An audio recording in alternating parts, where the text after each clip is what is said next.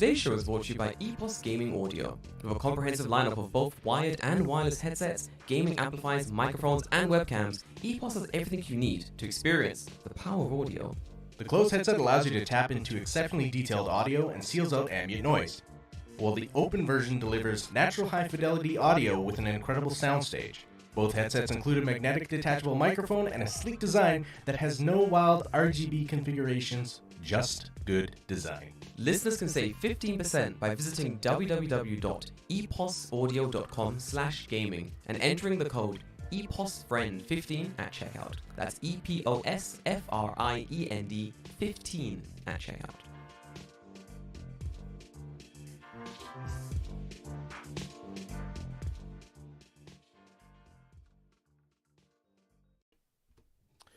Welcome back to the Tokyo Fresh podcast, only on the Tokyo Beat Network. My name is David, and I'm here with Jordan. What up, guys? How are you guys? Hopefully that ran well. I didn't realize that it wasn't going to come out of a place I could hear it, so I had to put stuff on. I hope it didn't blow your ears out if you're listening on headphones, because I'm like, just crank the volume. But I know that just crank it the problem is that the soundboard and the desktop audio have two separate volume sliders, so if I crank both of them, it's going to be double the noisiness. Wait, you mean like 200? We have one rule on this podcast. Yeah, don't. See, but it's fine, because the audio version is controlled by me, and I can edit that, and Fantastic, that's all fine. easy. The live stream is just like, train track. You're throwing it in front of the train, right? Like, let's see if this works. It's just like, put a 90-degree angle out there. Fuck it, let's get going there. Let's put a TikTok, what do you call it, Subway Surfer thing on the base of the video to keep the Gen Z. I kind of do have one. It's sort of that. Oh, the swirly. Well, I mean, it's got like our Twitter and our Instagram and all that stuff. It's not like a ticker. I could make it a tick. I could make it scroll. I don't think that would be beneficial to us, but I could do that. I have that power. This has no merit, but we're going to do it for the sake of it, for the boys. Yes. For the Gen Z boys who need to stay focused. Should I do that? Just add a stock ticker? I'm gonna start. Oh, fucking hell, it's fucking stock ticker. I want like a live, what do you call it? Like a live feed of like the stock market, just like it going crashing. Up. Oh hell yeah, just it going up and down all the time. It's like this is not financial advice, but I would buy stock X27 GME. GME is a thing. Yeah, I don't. Is it GameStop? I think it's GameStop. GameStop. I don't know. I don't know anything about stocks. Stop talking about it. I tried to like research stocks ages ago. Like it was a thing that I thought was pretty interesting. Like I think it was during like the crypto boomy times. Everyone was like, it's a crazy market. It's the best time to get into stocks and crypto and shit. Sure. And I thought to myself, okay, let me jump in and see what. Sure, that seems like a good idea. Bro, literally. So I was like jumping and looking at stuff and talking to like a bunch of people who sort of not knew what they were doing, but like were in the space. And some of the things I heard, I was like, okay, no one knows what they're doing, but they're like doing it and it's working. So they're like, I'm just gonna keep doing it and see how it goes. Like one guy's like thing was like, I'm gonna buy lots of like a little like bit currency thing. I'm gonna buy like Ichiman, like $100 worth of this Bitcoin. That's gonna be worth, that's like 1,000 coins. And if this coin blows up, then I'm gonna be rich. And it's like he did that with like 20 different coins though. So he's like so he lost on 19 of them and then gained on one. I think he gained on like, gained on one, but I think the money he initially put in, it was like he just broke even or something like that. Mm-hmm. So it's like that was a waste of time. Yay, fun. I mean, did you learn a lesson? That's true. I mean, I think that's the biggest thing about the stock market is did you learn a lesson? Did you learn a lesson? I think the answer is typically no, but did you learn a lesson?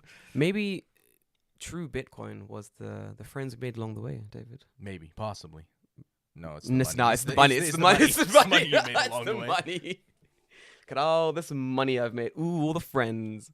Fucking nonsense, dog. Honestly, I got Ichiman guy. I got Gosan lady. I got the dude on the 2,000 yen one. No, the 2001 doesn't have a person. Oh no, it's a mount. It's mount, right? It's Mount Fuji. No, it's a temple or something, if I remember correctly. I have one. Probably like Hononji or something. Yeah, I don't know. Some shit. I have one, but I've not seen it in like 2 years. Because I put it in a little box, and then I like. Yeah, because they're like rare, and people like look at them and they're like, "This isn't real money. This is fake." Someone had like Dugakse times, the guy had, I want to say, like Ichiman or Niman in 2,000 yen notes. Mm-hmm. Because like just at the time he exchanged the notes, he just got tons of them. And he's like showing them to like Japanese like staff and teachers, like, guys, look, I've got all these like 2,000 yen notes. And everyone's like, What the fuck is this? Bro, what the fuck is this? Give me one. I will give you 2,000 yen for one of the. So I can just have it. Bro, I just want it. They're not that. Just go to the bank. Yeah. But apparently the guy didn't realize like what he had on his hands. He just like. Right. He just spent or gave away like all of them. Like every single one of them. He spent it or gave it away. And then he was like, I think as it came to the end of the year, and he sort of more understood like, oh, actually, like these notes are worth something. Like not worth something in a sense that you can sell a 2,000 yen note and make some kind of profit, but worth something in the state of like, it's good to have at least one, you know what I mean? But he sort of sold or gave them all away, and he was like, I should have kept one. I should have kept at least I mean, one. you can order more. It's not like it's, you know. Can you really? Yeah. It's not like I don't think they, because like whenever I got them, was just like I had requested money from the bank or whatever. Like I was changing Canadian to Japanese, and then it just turned out like it was like a weird number. It'd be like 50,000 to or like I don't know 50,000, 52,000. Sorry, jeez, my fucking brain. My brain. So they just give you 50,000 and one 2,000 yen That's note. way easier as well, yeah. Right? Rather than, I don't know, trying to source you 1,000. I don't know why you would do that, because it seems to me like in Japan, nobody uses the 2,000 yen note. No one uses them, yeah. So I assume that they would be like less easy to get or like less available. But every time I've got money in Canada for Japanese yen, I always get at least one. From what like, why? From what I've heard, the 2,000 yen notes circulate more outside Japan than inside Japan, strangely enough. So you can find them. It's fucking weird. So fucking weird. That's really weird to like give foreigners all that these rare. Just the money that is from your country that doesn't exist anywhere except for outside of your country. They're like, I cannot find this note anywhere in Tokyo, but if I go to fucking Vancouver, they're littering the streets. And I was like, oh, I got this 2,000 yen note from the fucking Canadian exchange place. Ridiculous. I wonder if any guys, if you're listening to this and you're in the Discord, let me know, when you changed money in Japan, what was your home country? So where did you change the money? And then did you get a 2,000 yen note when you changed your home currency into yen? I'm very curious to see like how many people actually got it. I think I only got a 2,000 yen note once when I changed my money from pounds to yen. And only once. I've done it a bunch of times, but only one time did I get I get it every time. But I don't do it that often, but I always get one. Canada is like fucking harboring these notes, man. I guess. I don't know. Like, I wonder.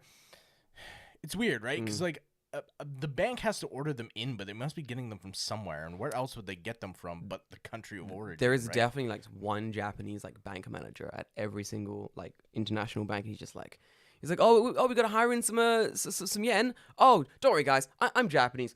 I'll do this. He's like, yeah, we need a billion yen. Could you send like half in 2,000 yen notes, please?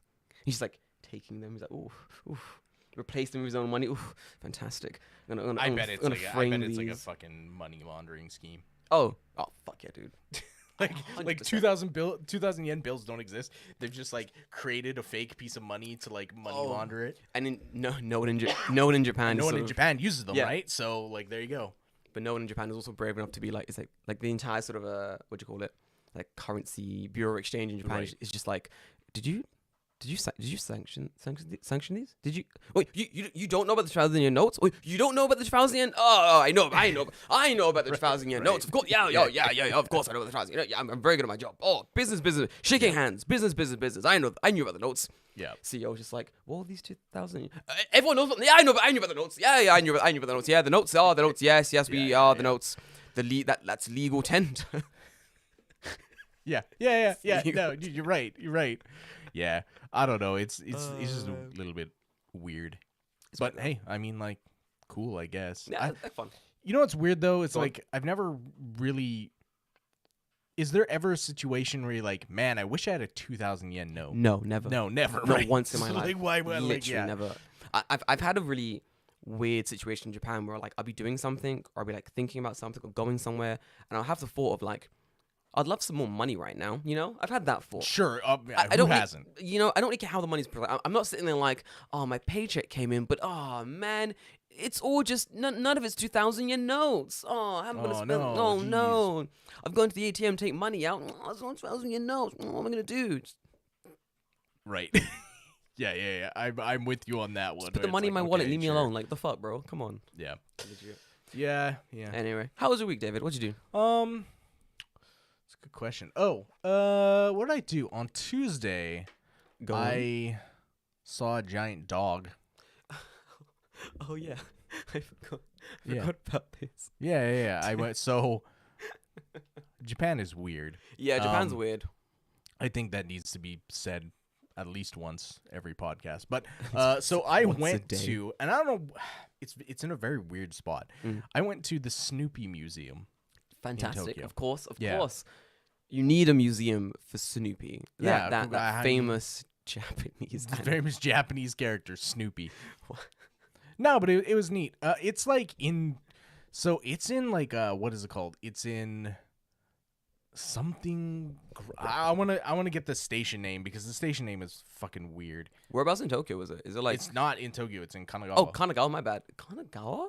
We talking like deep Kanagawa? I'm heading towards Mount Fuji, Kanagawa. Yeah, sort of.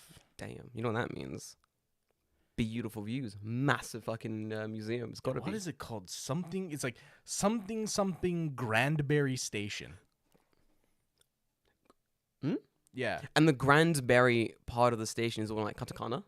Yeah. Grandberry eki. Yeah. So it's Bro, in. let's fucking go. What Hold on. is the station? The station is called You're making me also look this up. This sounds fucking ridiculous. Minami Machida Grandberry Station. Minami Machida Grandberry Station. Yes, and it is actually one of the nicest stations I've ever seen. Is it nice? Yes, Do you have it's like photos? brand new. Well, I mean, you can look at it on Google Maps, but like, there's just like you get off the fucking train, and there's just this giant fucking statue of Snoopy. Just like fuck chill. yeah. He's like on the home platform, just there, just hanging out. Why? And there's like a big, hi, yes. These, yeah. We'll talk about those later. Chihiro just like opens the door crack during David's explanation, just like, we also got these Snoopy toys. Just points to the toys on David's My desk. desk. Just slowly closes the door. So it's like connected to an outlet mall, like a really big outlet mall, like huge. Yeah. So, yeah, like, and it's not like all Snoopy themed, but it's like, you know, there's Snoopy stuff everywhere. Anyway, This station's got a really long it's really fucking name. nice. I'm currently looking at the station, and it is really nice. It's like brand new, and like the coolest part of the station is right, like the train tracks run in the middle, and then there's like a home platform on either side, right? Yeah. Classic. If you're on the walkway in front, like over top of the train, Yeah. you can like Mount Fuji is like square in between this fucking like train thing. So like the train would like go like into Mount Fuji if it like went. Oh, that's so fucking. Straight. This station is It's so nice. It looks fucking brand new. nice. Holy shit! Wow. Yeah. Bro. Like, going up to the ticket thing, there's like illuminated like stairs, Dude. which I'm like, I've never seen that shit. Wow. Yeah, it's What fucking the nice. Yo, this is gonna make me into It a is fucking. definitely like top 10 nicest stations I've ever I'm been gonna in. become a fucking station otaku if I'm looking at all this fucking cool station shit. This is actually stupidly nice. Holy fuck. Why aren't all stations this nice? This is so upsetting. My station. Power Snoopy, bitch. Bro, Snoopy bringing that big capital Yeah, to of that course city. he is. I mean, so anyway, I don't know why in Minami Machida they have a Snoopy museum, but they do. So cool. we went, and it was like good. I was like kind of surprised. Yeah? Yeah, it was like 3 floors too, which was. What do you put in a Snoopy museum that needs to You encompass put 3 floors? Charlie Brown. Yeah. You put like Linus, and you put all the other characters. And Is it then like- there's, like Snoopy there? Is it like history of Snoopy? Yeah, Here's some- basically, yeah. Oh, that's cool. It's like history of Charles Schultz or whatever, There's so- the dude who who made Charlie Brown. famous Japanese man. Famous Japanese artist Charles Schultz. I don't understand the obsession with like Snoopy in Japan. He's just cute. Is that it? I think so. Yeah, that makes sense actually. A lot of like weird sort of international characters that get sort of obsessed over in Japan. It normally boils down to, oh, this thing cute, we like here. Well, I mean, what's Moomin? Bro, Moomin is too. I don't understand why it's so popular. Like, no one cares about Moomin like abroad. Like, who cares? No, like, well, outside of fucking, I think it's Finland. Yeah. Nobody gives a I shit. don't give a shit about Moomin. Like, I had literally not heard about Moomin until I moved to Japan. That is hilarious. And then when I'm like, oh, it's not a Japanese character? What the fuck? There, literally. Same thing with Miffy. What the fuck's Oh, Miffy. Yeah, Miffy. Why is... She's not Japanese either. She's a Dick Bruna character from, Oh, like... seriously? Yeah. Who's also, I think, like, Swedish or Finnish or Bro, something. is Hello Kitty even Japanese? Not anymore. She's been claimed... Hello Kitty's for the streets. Bro, Hello Kitty's for the streets. Let's go. Forget... Sorry, Hello Kitty train. I can't ride that. Yeah. Can't ride this Hello Kitty design train. It's a bit too street for me. I mean, she's been whored out enough. She's for the streets. That poor girl, cat, thing. A weird amalgamation of furry and not. You know, furries must. I was gonna say, is Hello Kitty like a furry? Like, is Hello Kitty's do just you no. like, would people consider her to be a furry character? Hello Kitty's just a furry. It was. I remember it was confirmed. Is she though? Because I don't know. Because remember, it was like there's this whole thing about. Remember a couple years ago. No one's channeling Hello Kitty as their like furry animal. No, you can't because like she's already a furry. She's not a furry animal. Hello Kitty is a man in a cat suit. Okay. Because remember there was that whole thing a couple years ago where they were like, Hello Kitty's not a cat. Her name is something Weatherborn, and she's from the UK, and her hobbies are photography or some shit. Like, sure. Okay. Yeah. There was like they released like a weird press release like that. So yeah, you're right. Mhm. Hello Kitty is just the mascot. So she's not actually a cat. She owns a pet cat. Yeah, that seems like slavery with extra steps. Exactly, that's slavery with extra steps, unless she's a furry. Okay, but then what's with like the penguin people and the frog people? Like, are they just also furries? No. Is just everyone from Sanrio furries? Yes, but they're not called what about furries. Cinnamon Roll though? Oh, no. That person shows their asshole. Like that's some. That's a different fetish. Sure, yeah. I mean, hey, Listen. Furry's gonna tell you that it's not sexual, but they're lying. Okay, you're lying. They're lying. That's what it's called. Scalies. Cinnamon Roll isn't. No. The other one, the penguin or the lizard guy, whatever. I don't know what. Keropi. That's the one. I mean, he's Scaly. a frog. Scaly. Frogs don't have scales. Gecko. Yeah, what would he be? Is he a furry or is he scaly? No, scalies are like lizards. Scalies and snakes are like and lizards shit. and shit. What the fuck are frogs? Amphibious things. Sure, yeah, right. Sure. I wonder what group they fall under. I don't want to do it because I work for a big company. So someone please do deep research into furries and tell me. Right. I don't want to be on a watch list, bro. I can't be put on a watch list. Someone else who has access to like a computer that's not being connected to the internet, running it off of a burner phone, Wi-Fi. I mean, like, I've got like a fresh Apple MacBook. I'm in like a Starbucks doing deep furry research. You write it in a book, take the MacBook, and snap it over your knee after you're done.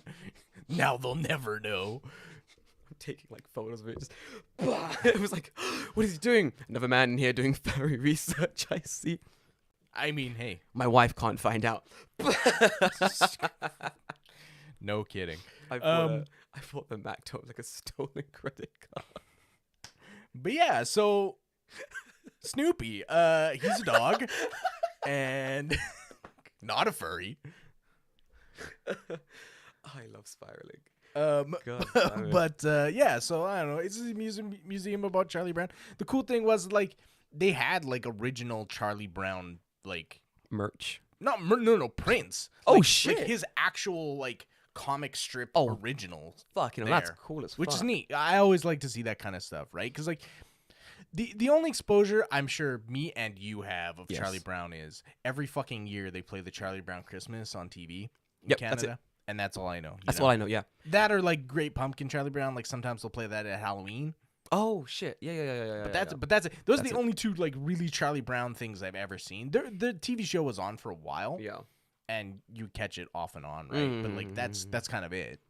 I think I've never like sat down to watch like the Moomins or like we had like the Wombles. Do you know what the Wombles are? No. Yeah, it's like a British TV show with like puppets and Am I, like. am I gonna Look it up. It's a little bit the creepy. Wombles? The Wombles. How the fuck do I spell that? The Wombles. I believe it's called the Wombles. The Wombles. Yes. WOM. WOM. The Wombles. This looks like some fucking.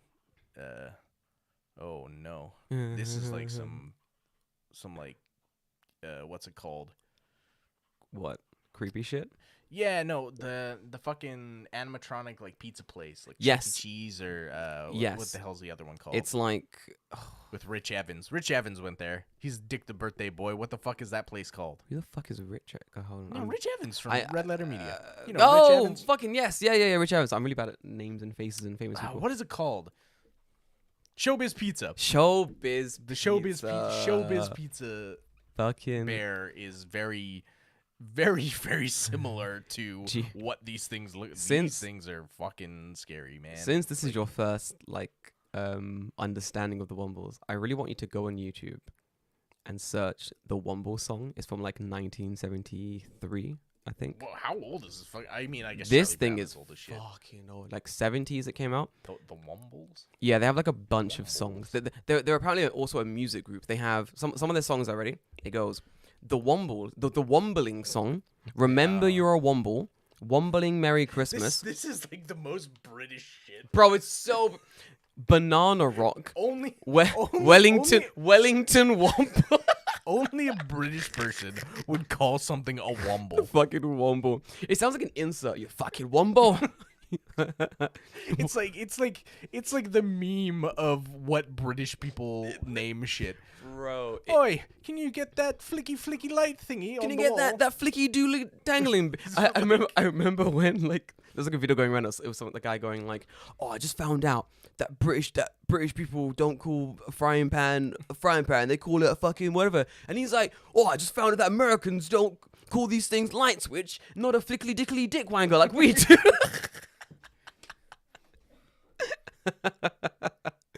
Man, I love You're the fry pan, that heaty weedy fry and eaty. Bro, give me that flap top medoodle egg splangler.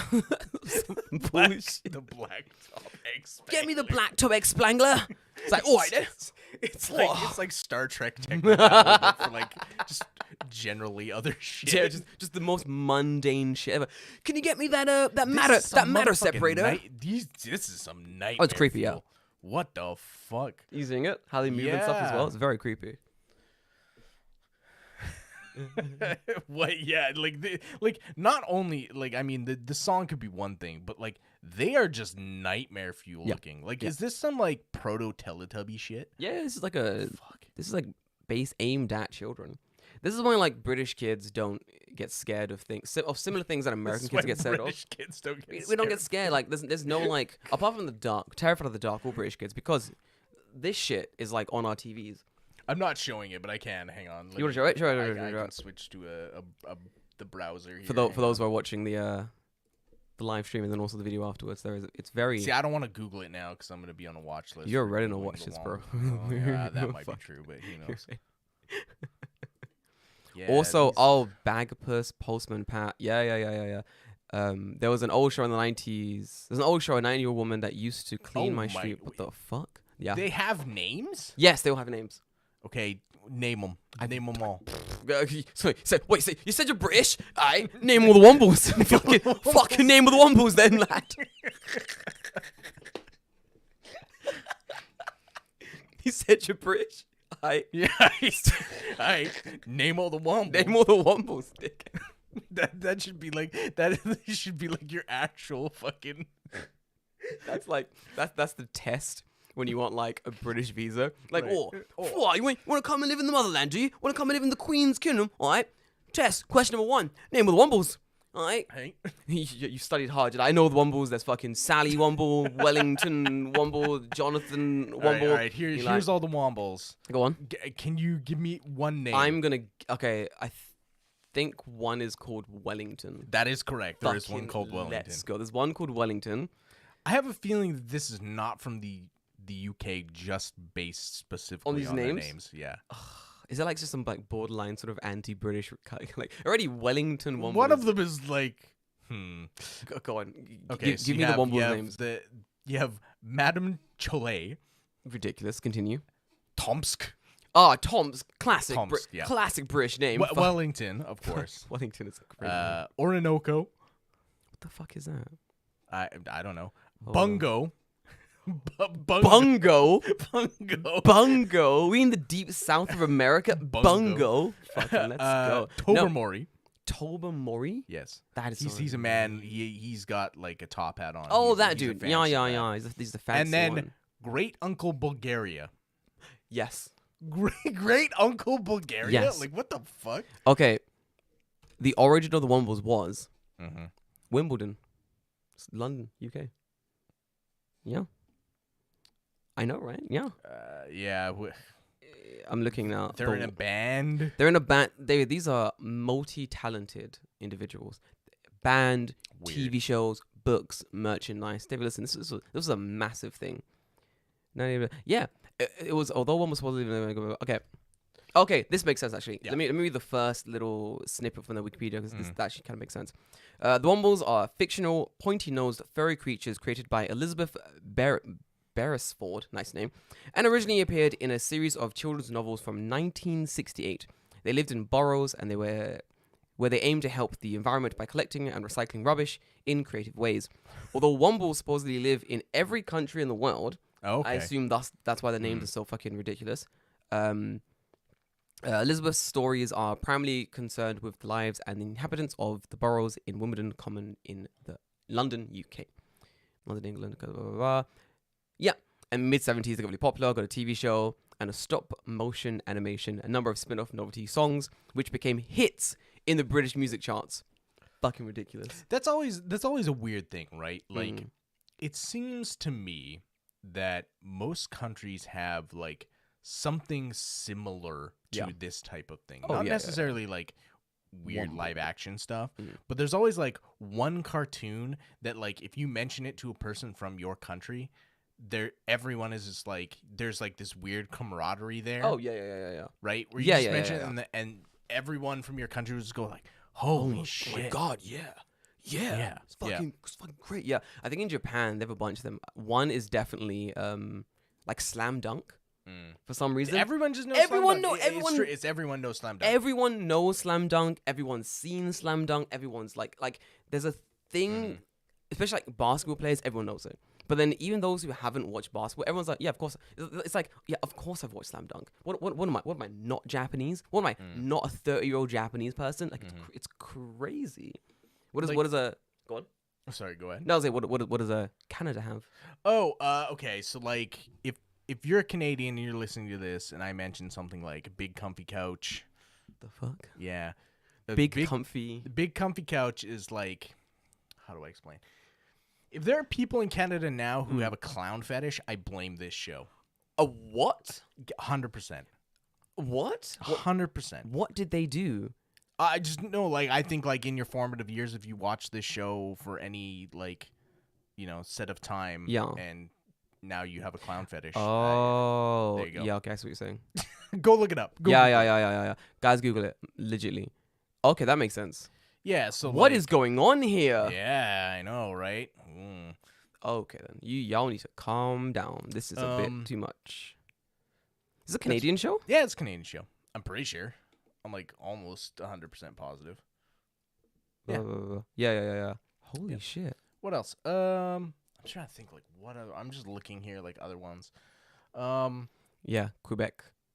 Yeah, everything was made in Quebec. Every weird shit. Like, Are You Afraid of the Dark? Yo! Nightmare Fuel. Wonderful show, honestly. What else? Uh-oh. Did you ever watch Uh-oh? Uh-oh? Uh-oh. It's a game show called Uh-oh. No. So, like, it was a game show where, you go on a game show, you answer questions, whatever, right? Yeah, easy. Fine. But they always had you do like really weird shit, and like sometimes it was gross, and then like they had like a wheel you spun, and there's a spot on the wheel called Uh-oh, and you're in teams of 2, and if you got the Uh-oh thing, you got your teammate was put in like this fucking like tube, right? And there's this guy named the fucking Punisher, and he's dressed up like this fucking like Jason Voorhees looking motherfucker. What the fuck? And they'd be in this fucking tube, and if you got the question wrong, the Punisher would like pour fucking like goo or like slime into the fucking tube and just my like God. get you all fucking gross. I've just found the cast of this show is ridiculous. Oh, the fucking host was fucking. What was his name? The host looks like he's on so much Oh, cocaine. dude, he's on so much cocaine. He was just So like much he's just fucking cocaine. weird, man. Right? Like, His hair is so high. dude, his name is Wink Yahoo. Shut the fuck up. If that is not the Fuck most off. game show ass Wink name, Yahoo. Wink Yahoo. Hi, welcome to I'm your host, Wink Wink Yahoo. Yahoo. You know, in the UK, they were like, nope, too silly. Too silly. Can't broadcast this. Wink Yahoo. Fuck off, mate. Way too silly. Kids having fun? Nope. No, not on British TV. Right. But the one was back on. Scary. Are you afraid of the dark? Put it on. Fucking fantastic. We'll take that show. Wink. Fucking Womble. Get fucked. Wink Yahoo is like a fucking awesome like name for Dude, that's a so fake good. 1970s like game show host, right? I'm currently looking at like the oh my god, the gunge thing they have. They have a man dressed up like Bane from Batman. Yeah, that's what pouring he looks like. He looks pouring like fucking gunge on people. Guns on people, yeah. Imagine you've never seen the show. The show gets like exported to like the UK or something, and it's like Right. episode 1. And I'm like, it's like, oh, I'm the British equivalent of fucking Wink, whatever. I'm Wink Womble. I'm the British version of this the Right. same character. You child, oh, you've got the auto square. All right, you got the auto square, but your partner Right. now has to go into the tube and be punished. You fucked up. He's now taking responsibility for this. Right. In the tube, and you're locked in this tube, and suddenly Bane from Batman comes out with a thing of fucking guts. Slime, yeah. He's like, might get you. Studio lights go down. Spotlight on the kid. I don't fuck this up. You got one more question. You know, you get this wrong. Right. You get this wrong. You don't know what's in that bucket. You don't know what's in that fucking bucket. He's gonna pour it on him. He's gonna. And like most of the time, it's like lime green or like puke colored. Fuck this. Yeah. Fuck this, bro. It's gross. If I was a kid, I would watch that show. Excellent show. Brilliant Yeah, dude, it was show. on like every 10 out of fucking day. fucking 10. 10 out of fucking 10 show. Yeah, I'm trying to think like what other shit was on. Bro, I love that shit. I'm trying to like, if I like to would rack my brains to think of like different shows, I couldn't. Oh, Postman Pat is a Postman Pat. classic. Everyone knows his Postman Pat. It's black like and white fucking cat. everywhere. Yeah. Yeah. Son of a Oh bitch. my god, Mr. Blobby. What the fuck is Mr. Blobby? Oh my fucking god, Mr. fucking Blobby. Jay, I just saw that. Nicely done, bro. Search Mr. Blobby. Mr. Blobby. Oh dear lord. What the fuck? What the actual fuck? You want to see? You want to see some nightmare fuel? This is like so far beyond any. What the hell? I have to hang on. I'm gonna need to switch to this because god damn, like Yo, this show is so funny. But it's so funny. hang on, wait. Okay, wait. There's a picture here of a Mr. Blobby character-shaped foil balloon. Oh my god, is it the one with it's all like deflated and shit? And it looks like No, it's this one. It's this one here. He just looks like He's he got a has massive- the most massive Blobby dick.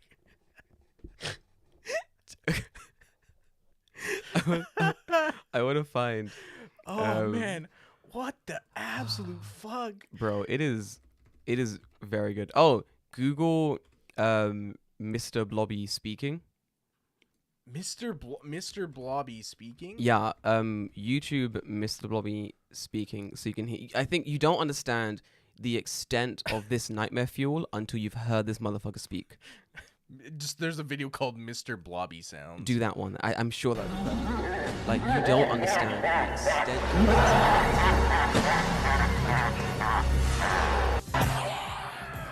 But that's it. Yeah. It's just. That's literally What it. the fuck? Bro, this show is fucking brilliant. It's fucking. It's just shit. It's just shit like this. Like all this guy does is like look. So that's it. Why does he sound like a fucking demon? That's that. Oh my god, I forgot about this. Look. I hope that like I don't know if this will get picked up on the thing, but like. What the fuck? Okay. Wow, it's like that's So the premise of the show, is this guy, that's the dude, Mr. Blobby, and they play it as straight as they can, okay? But all this guy does is they'll send him out. They're like, "All right, this is the scene. You're gonna buy some new shoes." Yeah. That's the whole thing. All right, Mr. Blobby, go and buy some new shoes, and it goes from 0 to we fucked everything up so fucking quickly. Like, What the David, fuck? I mean, I remember watching one where everything got fucked up so ridiculously. Like the suit, like started coming off the guy who was wearing it, Right, and yeah, he yeah. gets up and like. The presenter, who's normally like besides Mr. Blobby, is just in the suit for some reason. Like, it is the most fucked up, hilarious British human nonsense you'll ever see. It is brilliant. It is absolutely brilliant. I swear to you. And this is a show for children? It's a show for children. And the entire show is just, Mr. Blobby's on an airplane and he's like sitting back, he's got his feet up, and he's being an absolute nuisance. Fucking pilot comes out. Pilot's like, "Mr. Blobby, listen, fucking chill. Get your feet off the chair. You need to sit nicely. Put your seatbelt on." The guy's response: to fuck everything up. He starts like slapping the shit out of the air hostess' hand. Starts like beating up the pilot. Takes like I think he like steals the plane or some shit. Bro, it's so good. It's so. This sounds like a fucking skit from like what's Some it Monty called? Python shit. Some Monty Python shit, or like what's his name? The guy who has his own show. What the fuck is it? Which is like weird shit happens on a show. Fuck, why can't I think of his name? Black guy. Eric Andre. It sounds like it sounds like a fucking Eric Andre skit. Yeah, a little bit. Yeah, a little bit. What yeah, the a little bit. fuck? Bro, it is very good. Very, very good. I love dumb shows like this, honestly. Kumamon for the thinking man. Bro, it's Kumamon for the thinking man. Listen, it's a thinking man's Kumamon. You know what the wildest shit is? Go on. We're gonna have to follow this up with a serious topic. Oh my fucking god. Wow, how? Okay, let's actually. If you have managed to stay the 44 minutes that we've been recording. We've been recording 44 Well, I mean, we're minutes. running, you know. Okay, the okay, start that's thing fine. For Fine, 20. like it's 37 by my. Okay, we're fine. But yeah, like, what the fuck? I can't think of anything that I watched as a kid that was like that fucking Nah, weird. I'm Jay. Thank you for bringing that up. I completely forgot how like ridiculous this shit is. Shit like this, like there's like a weird cut of Mr. He's got a music video for some reason, like a Christmas fucking song, and Why is he just like freaking there's this out? bit he's just like fucking freaking out, fucking like just this is what he does, just wrecking shit. That's it. That's what he does. Great show ever. Fucking brilliant show. That Jesus. British culture, baby. Fucking Now I brilliant. understand why you conquered half the world. 'Cause you needed to get the fuck away from Bro. Mr. Blobby. We were like, we're You, done. you needed to go find some ancient artifacts from another country to seal away the demon that is Mr. We were like, Blobby. we went to fucking Greece. We stole an artifact. We touched it a bit too much. Broke open. Blobby came out. Oh, you're like, oh no. We gotta- That's what was in the pyramids. That's what was in the fucking. They had to go on a JoJo style quest Right. to find the item that can kill. That's why they Mr. never Blobby. gave it That's back. why- They're that's why they like, never listen, we cannot punish you with this. It's our fault for opening them up. I understand you put him in there for a reason now. We get it. We just got too curious. We sorry. We didn't mean to open it. We closed it. We're just gonna keep this nice and safe in the UK, in the museum, in the depths of the fucking British History Museum. You can have it. You can have everything else back. Right? We'll give you everything else back. back. Just not this. We gotta. It's like a fucking pink and sort of yellow circled tomb they've made. Like, listen, do not open it. It's got like armed guards with MP5s outside. But you know if Mr. Blobby escaped, like he's just impervious to gunfire. Like, No, he's it wouldn't impervious. matter. He's I like, have whatever. seen this man take like the most ridiculous falls on this show, and he gets up and he's like, "I'm good." And from what it sounds like, the law also can't touch him. Right. Because what he has done on this show, it's crimes. He's just doing not He's even just petty doing crimes. crimes. He's on the show just doing crimes. He's like, "Oh, I'm at an airport. Fuck this. I'm gonna Let's try and crash the plane. literally. I'm gonna beat the pilot So up." he is an agent of chaos. He is an agent. It's pure chaos. Right. Pure chaos. Great show. Fucking brilliant children's show. They don't make them. They don't make them that anymore, David. No, because they're not allowed to. It's going to be educational now. Learn to speak Spanish with a Spanish lady David, who walks around and David, there was nothing. talks to a fucking rat. There was nothing educational about Mr. Blobby. There was no, that's not true. I've watched Mr. Blobby for about 10 minutes now, and the one thing I've learned is that I never want to fucking meet Mr. Bro, Blobby. you do. I've been educated. There's one where he's in like, it's like Dark Knight. You know, you're walking home. You're trying to. Oh, I like, thought you were talking about Batman. No. Where's in the Dark Hold Knight? on. Hat. Oh my god, that'd be brilliant. Nobody knew who I was Nobody until knew I I put put on on the Mr. mask. Blobby.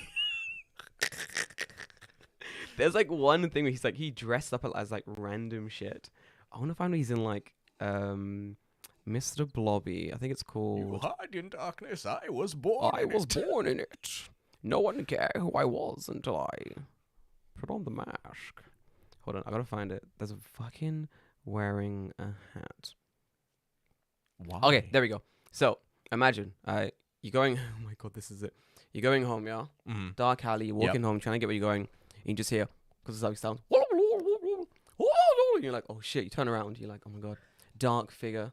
You know, one street light illuminating this majestic beast, and it's just this dude.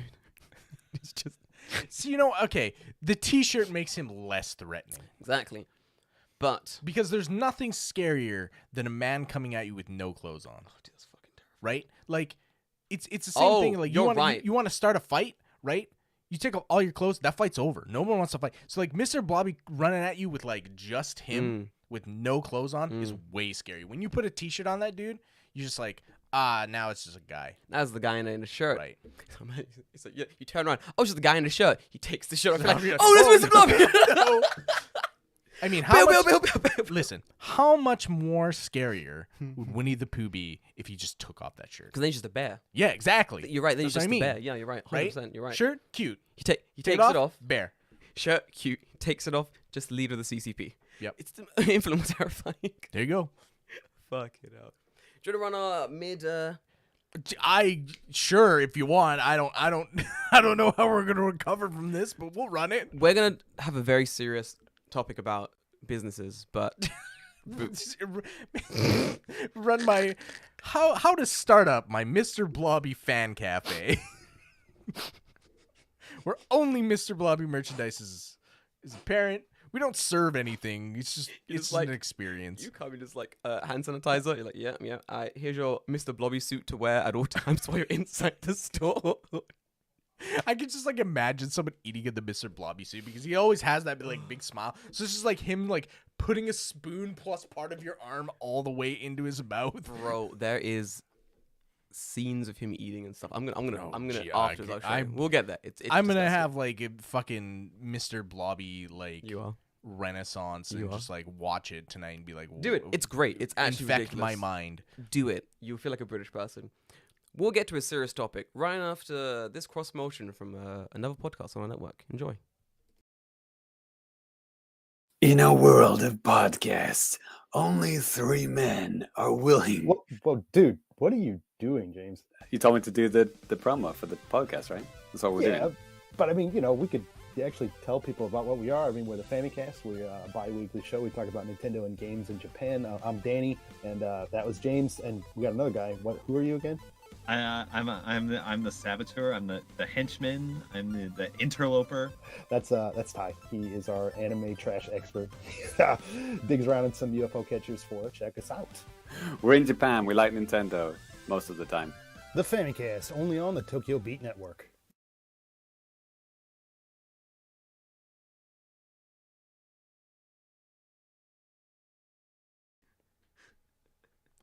Jordan just informed me that Mr. Blobby has a wife and son thing. They went to Somerset Live. They had like a ribbon cutting ceremony. They had like a ribbon What the cut. fuck?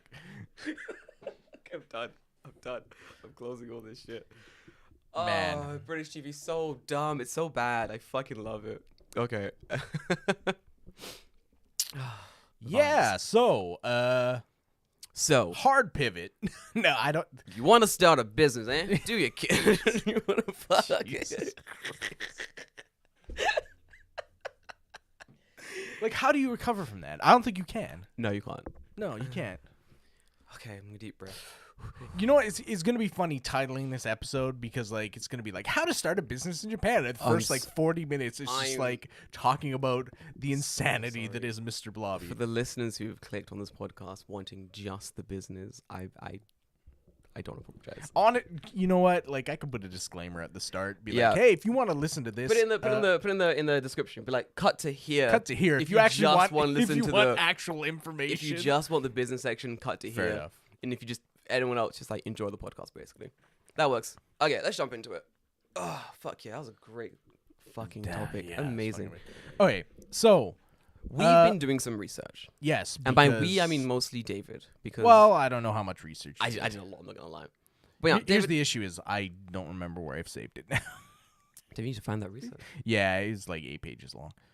Fuck you know, David. Yeah, it's a lot. This is your idea for fucking no Edmonds, bro. Come on. Okay, where do we want to start? I can open up. Let's this start document, so, yeah. at the beginning. Well, I was born Fuck to a. Let's fuck it. Let's follow your notes. My notes are very jumpy aroundy.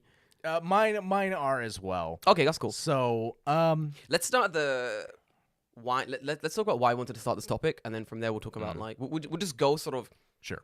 how one does as they start a business. So Okay. David, you wanted to start this topic. I Let was me, I let was me hear it. thinking.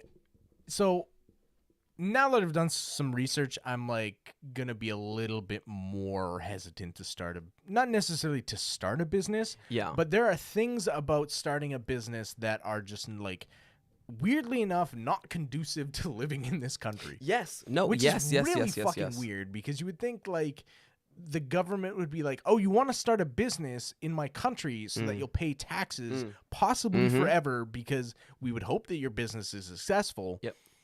And they're just like, no, No. no, No. no. No. So, okay. First things first. That's actually one of my points as well. First things first. That it's hard to fucking. That the Japanese government is very bad at. There's no like venture capital Okay. to a big extent. Yes. So let's talk about what kind of companies you can start first. Okay, because awesome. this is important. So That's also my first point. Idea. there's 4 types, with the 5th type being a little bit different. So there's 4 types of companies. There's stock companies. Yep. There's limited liability companies or LLCs. There's general partnership companies, and there's limited partnership companies. So stock companies are called kabushi gaisha. Limited liability companies or LLCs are goro gaisha. General partnership companies are gome gaisha. And limited partnership companies are goshi gaisha. Yeah. So all of them gaisha. Then the last one is sole proprietorship, which is kojin jigyo, which is different. We'll talk about that after. Yeah. So, most foreign businesses, as far as what I've seen, if they're like this is like a big business. This isn't like not your mom and pop like want to start a cafe type of business. It's like a Most like big businesses, they want to be kabuki gaisha because Yes. that makes the most sense. right? Or a limited liability company, an LLC. Like that just makes sense based off their size. It'll affect your tax rate, right? So sometimes it's better for you to start as one and switch to one later, Indeed. depending on how your business grows or shrinks or, Yeah, or yeah, whatever, yeah. right? So basically, I'll just go down the list here. LLCs, limited liability companies. This is a relatively new type of company in Japan. It's your best bet if you're looking for a simple, easy, like to set up company. Like if you're You wanting sort to of- come to Japan and do like an easy to set up, I'm doing a startup. Yep. LLC is Coming the way. boom to go. bang easy. Right. LSE. Yeah. The thing about Godo Gaisha is that they don't have stock, No. whereas Kabuki Gaisha are stock companies. So Yes. they're on, when they're created, they're on the stock exchange. So exchange, that yeah. would be why a larger company would want to be in Kukasha. Kabuki Gaisha. Kabuki? Kabushi. Kabushi. Kabushi. Kabuki guys. Not a Kabuki Gai. There is a thing called a Kabuki Gaisha, But but it's it's different. something Yeah. different. So without getting into the weeds, because like there's things like, oh, as a Gorogaisha, you don't need this thing, Yep. and they have tax benefits for overseas investors and blah blah blah blah blah.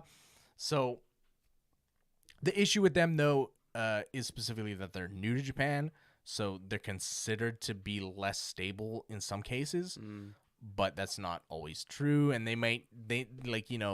if Japan is a place of like rules and things have been this way forever and ever, so We're not the thing gonna that change. is Yeah. old is best. We right? have a joke about this in the group. We go, you make up a rule, and then Yeah. you forget you've made up made the the rule, rule. and then you follow the rule because the rule's always been there.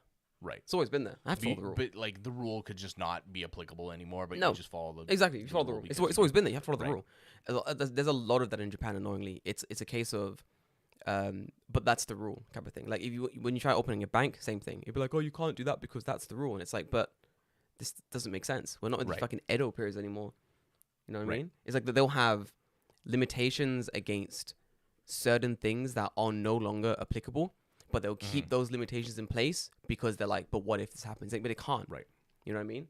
Yeah. It's yeah. stupid. Anyway, continue. So there's another caveat for Gorogaisha is that you need a special permission to open up businesses in certain sectors. So food industry, travel industry, hotels, yeah, pharmaceuticals, that makes sense. et cetera, et cetera, that are not Hell yeah.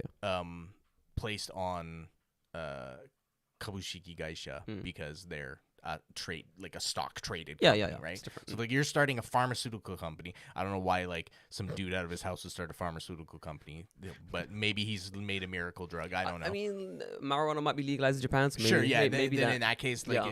it might be, So in that case, it might be annoying. You're like, oh, I want to start a restaurant. Maybe don't do that. Yeah. Maybe don't do that kind of. But I wouldn't be a kabushiki gaisha either for a restaurant because like that doesn't make sense. No. So that being said, let's talk about the last one that I talked about, kojin jigyo, so sole proprietorship. So kojin jigyo translates to like your personal business, like a Yep. personal business.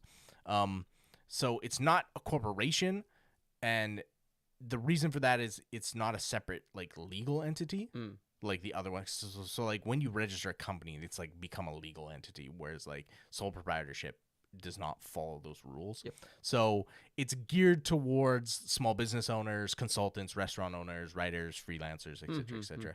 So it may be advantageous in terms of taxes because you're not paying the big company taxes for you like a regular business would. You can still hire individuals, but they won't be able to you won't be able to provide company benefits like a pension or health insurance Yep. because you're not a legally registered thing. So like Company. if you're working for yourself, fine, you're going to be paying your healthcare anyway. Yeah, exactly. So like you don't really care. But if like someone is coming to work for you and you're not like a close personal like friend or something, then they might be like, well, I need healthcare, I need blah blah blah blah blah. So unless you're like Insurance, blah, blah, blah, blah, yeah. you're paying them extra to make up for what they would lose to pay for healthcare or pension or whatever, then it's like a different story, right? If you're paying them like way more than they actually need to Survive, in a sense, yeah. survive, then they probably don't care, right? But if they're making like peanuts and then they have to pay healthcare and pension, they're gonna Yeah, be it's like, kinda like, why am I working here? I can just go work at like. Fucking Bob's Burgers down the road Yeah, and make the exactly, exact right. same money, in a sense, yeah. So it's more of a do-it-yourself, start a business, go at your own pace. It's sole proprietorship. So basically, it's like it's a small-scale operation. It's like one person, right? Yeah, literally, yeah. It's you. That's it. Do you have anything to add? Yes. Yes, I do. So we're talking about like ideas and like bringing up the start of like a business. And I think it's true. So a lot of people I've met, especially some like videographers and photographers, what they'll do is they'll do the whole sole proprietor business thing to open up. It basically makes themselves into a company in a sense. Right. And then in doing that, it's actually easier. So for like freelancers and stuff, it's easier for you to get jobs by registering that sort of yourself or that trademark as a company in a sense. Because Right. if you approach a company and you go, oh, I'm Jeff, I'm gonna take photos for your company for this event, everyone goes, yeah, fuck off. Like, who the fuck are you? Right. Jeff? Fuck off, mate. But if you go, I'm Jeff Corp, and in our company of Right. just me, I'm gonna take photos for your event. And they'll go, wow, a company, we're gonna pay you 60 billion yen to get this job done, because Japan likes that understanding of like that sort of protect. There's some legal liability. If you're just exactly. hiring Jeff off the street, Yeah, Jeff off the street has none. recourse if he just decides, yo, fuck your Fuck couch, this. I'm out. Yeah, literally. Right? Like he can just do that. So it's not an issue for him. Whereas for you as a company, now suddenly you're like, well, shit, we hired this guy, and now he's not there, and like I can't. There's no one to sue. There's no recourse. I'm fucked. Right. Yeah, Yeah. literally. Like I'm fucked. Right. Which is like, it's pretty good, but especially when you're trying to make it in the freelance sort of space, that is the best way to present yourself to companies as well. So I think if you're doing it, it's something you should definitely set up. I think it's something I would also eventually set up for myself if I was working, if I gained enough sort of influence, quote unquote, to actually start doing like that sort of work. Right. I would set up this company for myself and just pitch like to companies. Right. Or I would, when pitches come in, I would say, okay, go through my company. Even if the company's just me, go through my company. Because if you don't have that extra layer, you're going to get fucked. You are going to get massively fucked. Having that extra layer of protection, even if it's just you using a different name, it doesn't matter. And the thing about being a sole proprietorship rather than just some bozo is that when it comes to taxes, it allows you to deduct expenses like a regular business would, right? Yes. So like you can write something off as like a business expense, and you don't pay tax on it. Oh my god. Okay, I have notes on this. I was talking to my friend yesterday about this. Yesterday, day before that, about like yesterday, literally. No, sorry, this morning. My time is really fucked up. Sorry, I was talking to my friend this morning about this on the way here, and asking about what type of stuff does he get, like tax free in a sense, because of his whole like sole proprietorship of his job. And he's like, bro, everything. He's like, almost every meal I eat during like what is quote work hours is like a tax write off. At times, like electricity tax write off. At times, like pencils, clothing, shirts, anything I've used for job becomes like a tax write off. It's crazy. Yeah. So the weird thing though about sole proprietorship is that it doesn't allow for partnership. So if you want to have a business partner, you cannot do a sole proprietorship. So there's no shared ownership. That's why it is called a sole proprietorship. It means one person. So if you want to go into business with someone, like if me and Jordan want to start a business, we cannot do a sole proprietorship because you are not allowed to. And for those like, oh, what if you just both do sole proprietorships and then work together? I mean, you could, but then whose business is it? There we go. Right. And then am I hiring some, like if you're working out of my business, right? Am I hiring your company to work at my like? There we go. Suddenly it just becomes an absolute shit show, right? Yeah, you're creating a more annoyance for yourself later on, especially with taxes, right? Than you want, basically. It's at that point it's just easier for you to do the Goro Gaisha or Gome Gaisha, because like Gome Gaisha and Goshi Gaisha, we don't talk about them too much, but they are similar to Goro Gaisha, but it's like general partnership and limited partnership. So like what that means, you would have to look more specifically. I didn't look into it because they're less common than Goro Gaisha and Kabushiki Gaisha. Pretty much. Bring on. So you decided what kind of business you want to do. Yeah. Right.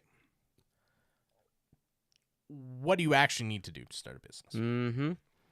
The first thing I had was you need an idea. And then once you've got the idea, you need a business proposal. One of the things I had listening and sort of going into this, that you need to consult I wrote it in big letters. You need to consult a financial advisor. Right. Before you do anything. So before you do anything, you need to consult a financial advisor. And then even before you do that, you need to research the area in which you're going to go into business to see sort of how saturated the market is and in what place can your business actually thrive. Right. It's like one of the main things I always saw, like countless people were mentioning it. Like if you don't know exactly what you want to do, how you're going to do it and where you're going to do it, and if other people are doing it as well, you're kind of fucked in a sense.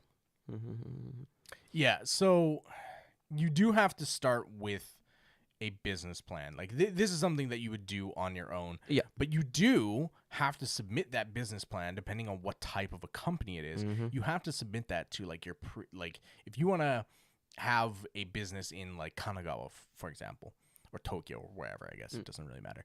You have to submit that business plan to the local government.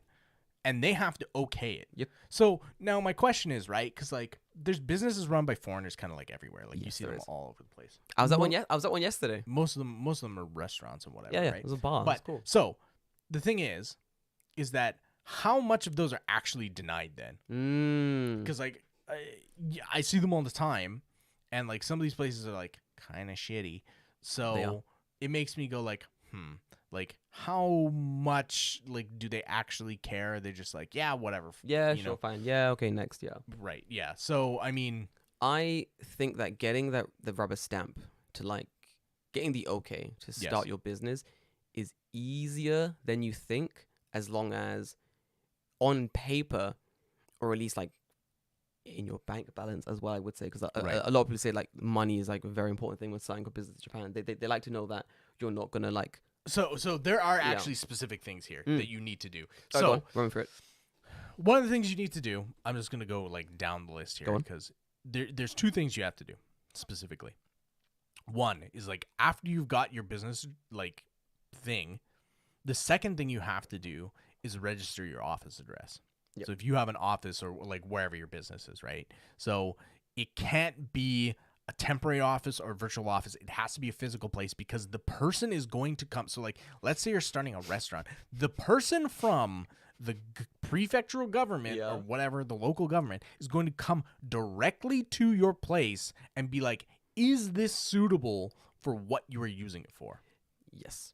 Like a physical person is going to come there and inspect it, right? So like you can't just be like, oh, my office is 123 Fake Street, right? Like that's not going to fly Because they're gonna right? go. Yeah, they're gonna check it out.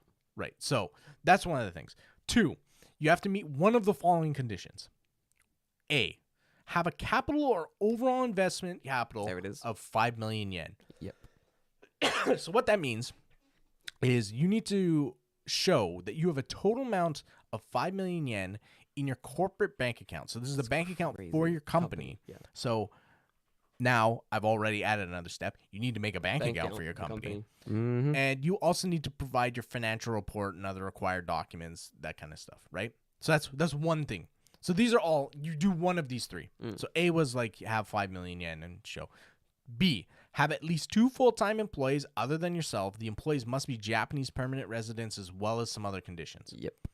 So that'll depend. Or C, have a capital of 2.5 million yen and 1 employee. So that seems, C seems the far easiest. Yeah.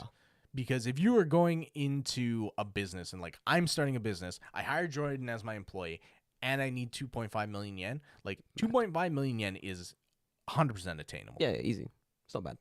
Easily attainable. Yeah. Especially if you can get that money from, take a loan from somewhere. right? Yeah, or you can get it from like the. Or someone called is it? like, in your family's like, I'll give you the money and whatever, right? Yeah. So Nice. then we get to the next part, The hard bits. your visa. Yeah, fuck me, dude. So this is where things for me get really motherfucking sketchy. This is where things for everyone get very sketchy.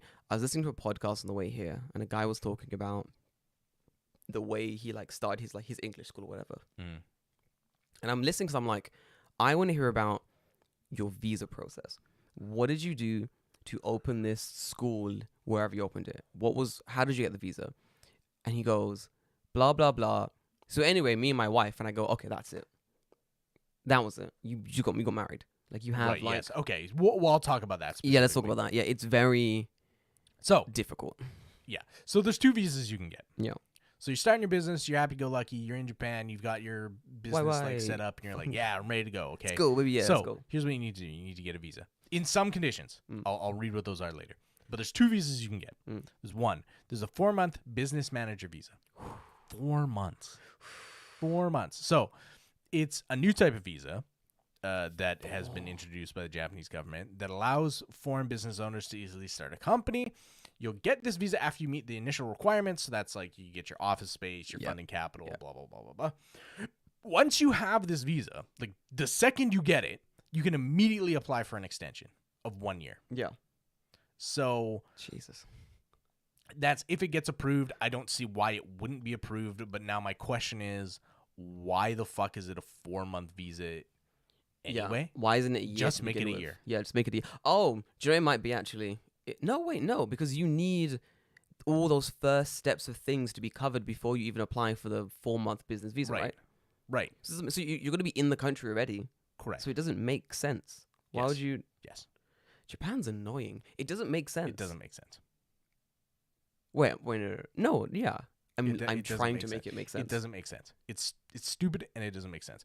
Someone tell me if you know more than me why that's the case, but it doesn't make sense to me. It doesn't.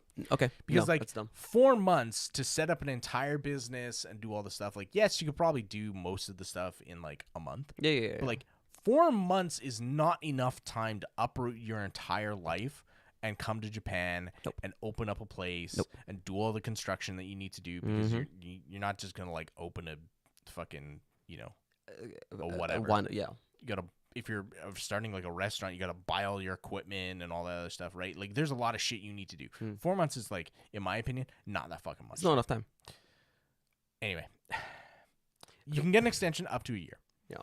So the interesting thing about this is that obtaining this visa allows you to get residency status, so that will provide you with the ZYU card, which is fine. So bad. Yeah, So- essential. Some other visas don't give you a ZYU card because you're like a temporary worker. Yeah, so like technically you're not a resident. I don't know. You there's can't do anything then. there's some weird stipulations. Anyway, the reason why it allows you to get residency status is because you need to open a bank account and you need Mhm. residency status to do that. So that's the business manager visa for 4 months. The next one is the startup visa. So startup visa is only for certain cities. Yep. Those cities are Fukuoka, Fukuoka, Tokyo, Tokyo. Niigata, Imabari, Hiroshima, and Aichi Prefecture. So Let's go, Aichi. Aichi's just like, yeah, fuck it. Aichi Like, representation. they're just like, we don't care where you go. Come on down. They were like, listen, we are boring. We need help. Right? Bring us some culture. Yeah. Open a business. We don't care what it is. Right. Fucking crazy. And Sendai. Oh yeah, Sendai. Yeah. Okay. Classic. So this visa is issued for 6 months as opposed to the 4. And you'll be able to, but here's the catch. You'll only be able to extend it for 6-month periods. Oh fuck off. So every 6 months you're gonna go and pay like what 1,000 yen or 5,000, however much it costs to extend your Yep. visa, to extend it to do it again. What's the point? I'm a busy businessman in this scenario. And here's the thing. If you try to get this visa, Mm. it allows you to do the same thing as the other type of visa, Okay, the business manager one. but But you have to have a business plan. You have to have a capital investment of 5 million yen. You have to have a designated office space, and that's just to qualify. fuck off. So here's Holy here's a direct quote from the Tokyo Metropolitan Government website. Go on. What they say? Foreign nationals wishing to start up a business in Japan need to obtain a business manager visa. To receive the status of residence, in addition to opening an office, the applicant must employ at least 2 people full-time or invest at least 5 million yen in Japan. Okay, we did that. Yeah. This presents a high hurdle to prospective foreign entrepreneurs. Mm-hmm. In this program to increase foreign entrepreneurs, applicants can receive status of residence business manager for half a year, even if these conditions are not met. If the business plan and other necessary information are submitted to the Tokyo Metropolitan Government and the Tokyo Metropolitan Government confirming that the application has prospects for fulfilling the conditions within half a year, they will provide individual support so that foreign entrepreneurs will be able to fulfill the conditions by the end of the 6 months and renew his or her status of residence. So here's the deal, though. There are 2 cases where you can manage a business without getting any kind of change to your visa. Okay? So, status of residence permitting permitting business management. So this is where you do not need to make any changes. You can just do it. You get a little like stamp on your card, basically And saying you like just you do can it. do it. Yeah. okay, 1, cool. you're a permanent resident or a special permanent resident. Yep. 2, you're a long-term resident. I don't know what they're defining as a long-term resident. I've been here a pretty long time. Yeah, well, like what's long? 5 years, 6 years, 10 years, 2 years. 2 20 years is pretty years? long. I don't know. Yeah. You're a spouse of or child of a Japanese national, No. I'm or not. you're the spouse or a child of a permanent resident. Okay. You have the business management visa. It is what it's a status of residence permitting business management. Oh, okay. Yeah. So Yeah. you Yeah. have Yeah. the You have the visa. Yeah. Of course. Yeah. Or you are a highly skilled, or you're a highly skilled professional. Does this not feel like it is an attempt in the sense to block out people starting businesses in Japan for those who aren't already rich, in a sense? Yes, Like that's all it is at this stage. kind of. Yeah, Because it's like the time stipulations they've set and the way to get certain visas, it's like unless you already have the time and the money to just come to Japan and just sort of Start a start this business. business and then just show like, look, yeah, I've got like tons of money. right. So I can just, it's fine. Oh, so the visa's only going to be 6 months. You need to prove you have X. Yeah, it's fine. I already have the capital and enough of it so I can just like, in a sense, force my business to be started as soon as Right. possible, basically. I think the same thing happened a while ago when they were like opening up the borders and they were like, the borders are still kind of closed, but also rich people can come. yeah, exactly. This is- Right. Japan. Classic Japan. Classic Japan. Okay. You know? So here's who needs to get a business management visa: student, Huh? an engineer, a specialist in humanities, or international services. Oh, me. Yeah. Yeah. Okay, that's me. Skilled labor, Yeah. or being a dependent of someone who is not a permanent resident. Okay, makes sense. Okay. Would need a business visa to open their own business, basically. If you are if you are the child or spouse of a permanent resident, then you don't. You're need fine, it. yeah. Because technically you're a dependent, but they're a permanent resident, so there's a little bit of difference there. So in a sense, if someone like who's coming to the country or already lives here, like you or me, who have like a very not basic, but like a whatever type of visa at the moment. Right. Like You I have- have a humanities one. I have a international something international specialties one. Yeah. So I would need You would the need- your international services. yeah. We're not highly skilled professionals, which I assume is like IT. doctors Yeah. and stuff like IT that. Yeah. doctor. I'm Right. doing programming or something. Right. I'm doing AI development. On the back So you end. will need a business visa, basically. stress. Which is annoying because like my specialist in humanities visa is 3 years. Yeah. So I would be going to a business management visa, which is 6 months. Make it make sense. Why? You'd have to get a permanent residency first, Right. And then once you have permanent residency, then you can, in a sense, start your business. Right. Basically. That's very long. That's a very long game to play just to start a business. And you might even be denied for permanent Exactly, residency yeah. when you apply, right? So like you might have a good idea and be like, yeah, okay, let's do it. Yeah. But The worst thing is like you would be already planning your business before you go into like before you try to get permanent residency. So there's gonna be nothing more annoying than like really planning and trying to start the business and your last checkbox is basically, oh, I need permanent residency and just not getting it. right, exactly. Stupid. And I assume that's why there's so many fucking lawyers Oh yeah, out there's to get tons. permanent residency. There's so many. I know 2. Yes, I know 2 lawyers currently who are like, we can get you permanent residency. Like, Are we are able to get it now? can get Because it. this will be year 6. we can get it. We can get it. Do you want to get it? Yeah, of course. I'll. That'll make our fucking lives that much easier. I will. I want it. I'm gonna get it. I will introduce you. Then to I a never lawyer. have to go to fucking. Bro, never again. Never again. I want it just because the security of having like, not to dive into like visa stuff too Right. much, but like not only can you like open a business and stuff like that, but the security of having like a permanent residency visa is ridiculous. Like if you're gonna live in Japan for X amount of time, do it. Just get it. Yeah. If you get there's it, get there's it. no reason not There's to get no it. reason not to. Literally none. The freedom you have with this visa is fucking stupid. Well, and it's like, okay, if I get permanent residency tomorrow, Yeah.